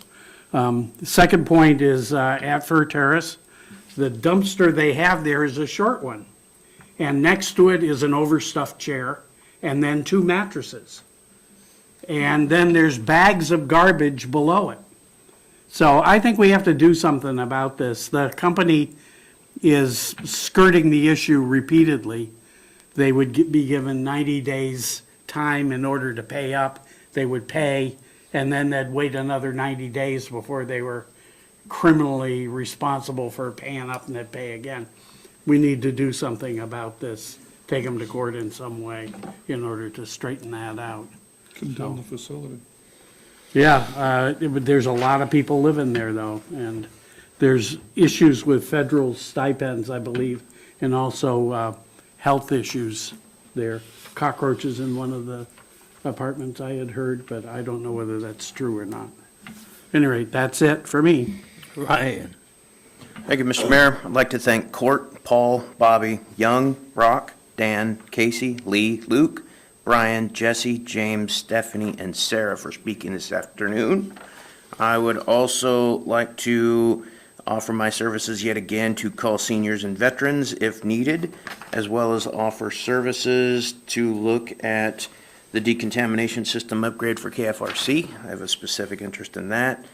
And I would give our manager probably the largest accolades of my tenure on the Assembly for your handling of the mayor this afternoon. So thank you very much. I sincerely appreciate that. Thank you. Merry Christmas. I'll go ahead and thank all of those that were present tonight and called in there at tonight's meeting. And I'd like to wish everyone Merry Christmas. Good night. You too, Scott. Merry Christmas. What's that? Are you able to be here next week? What's that?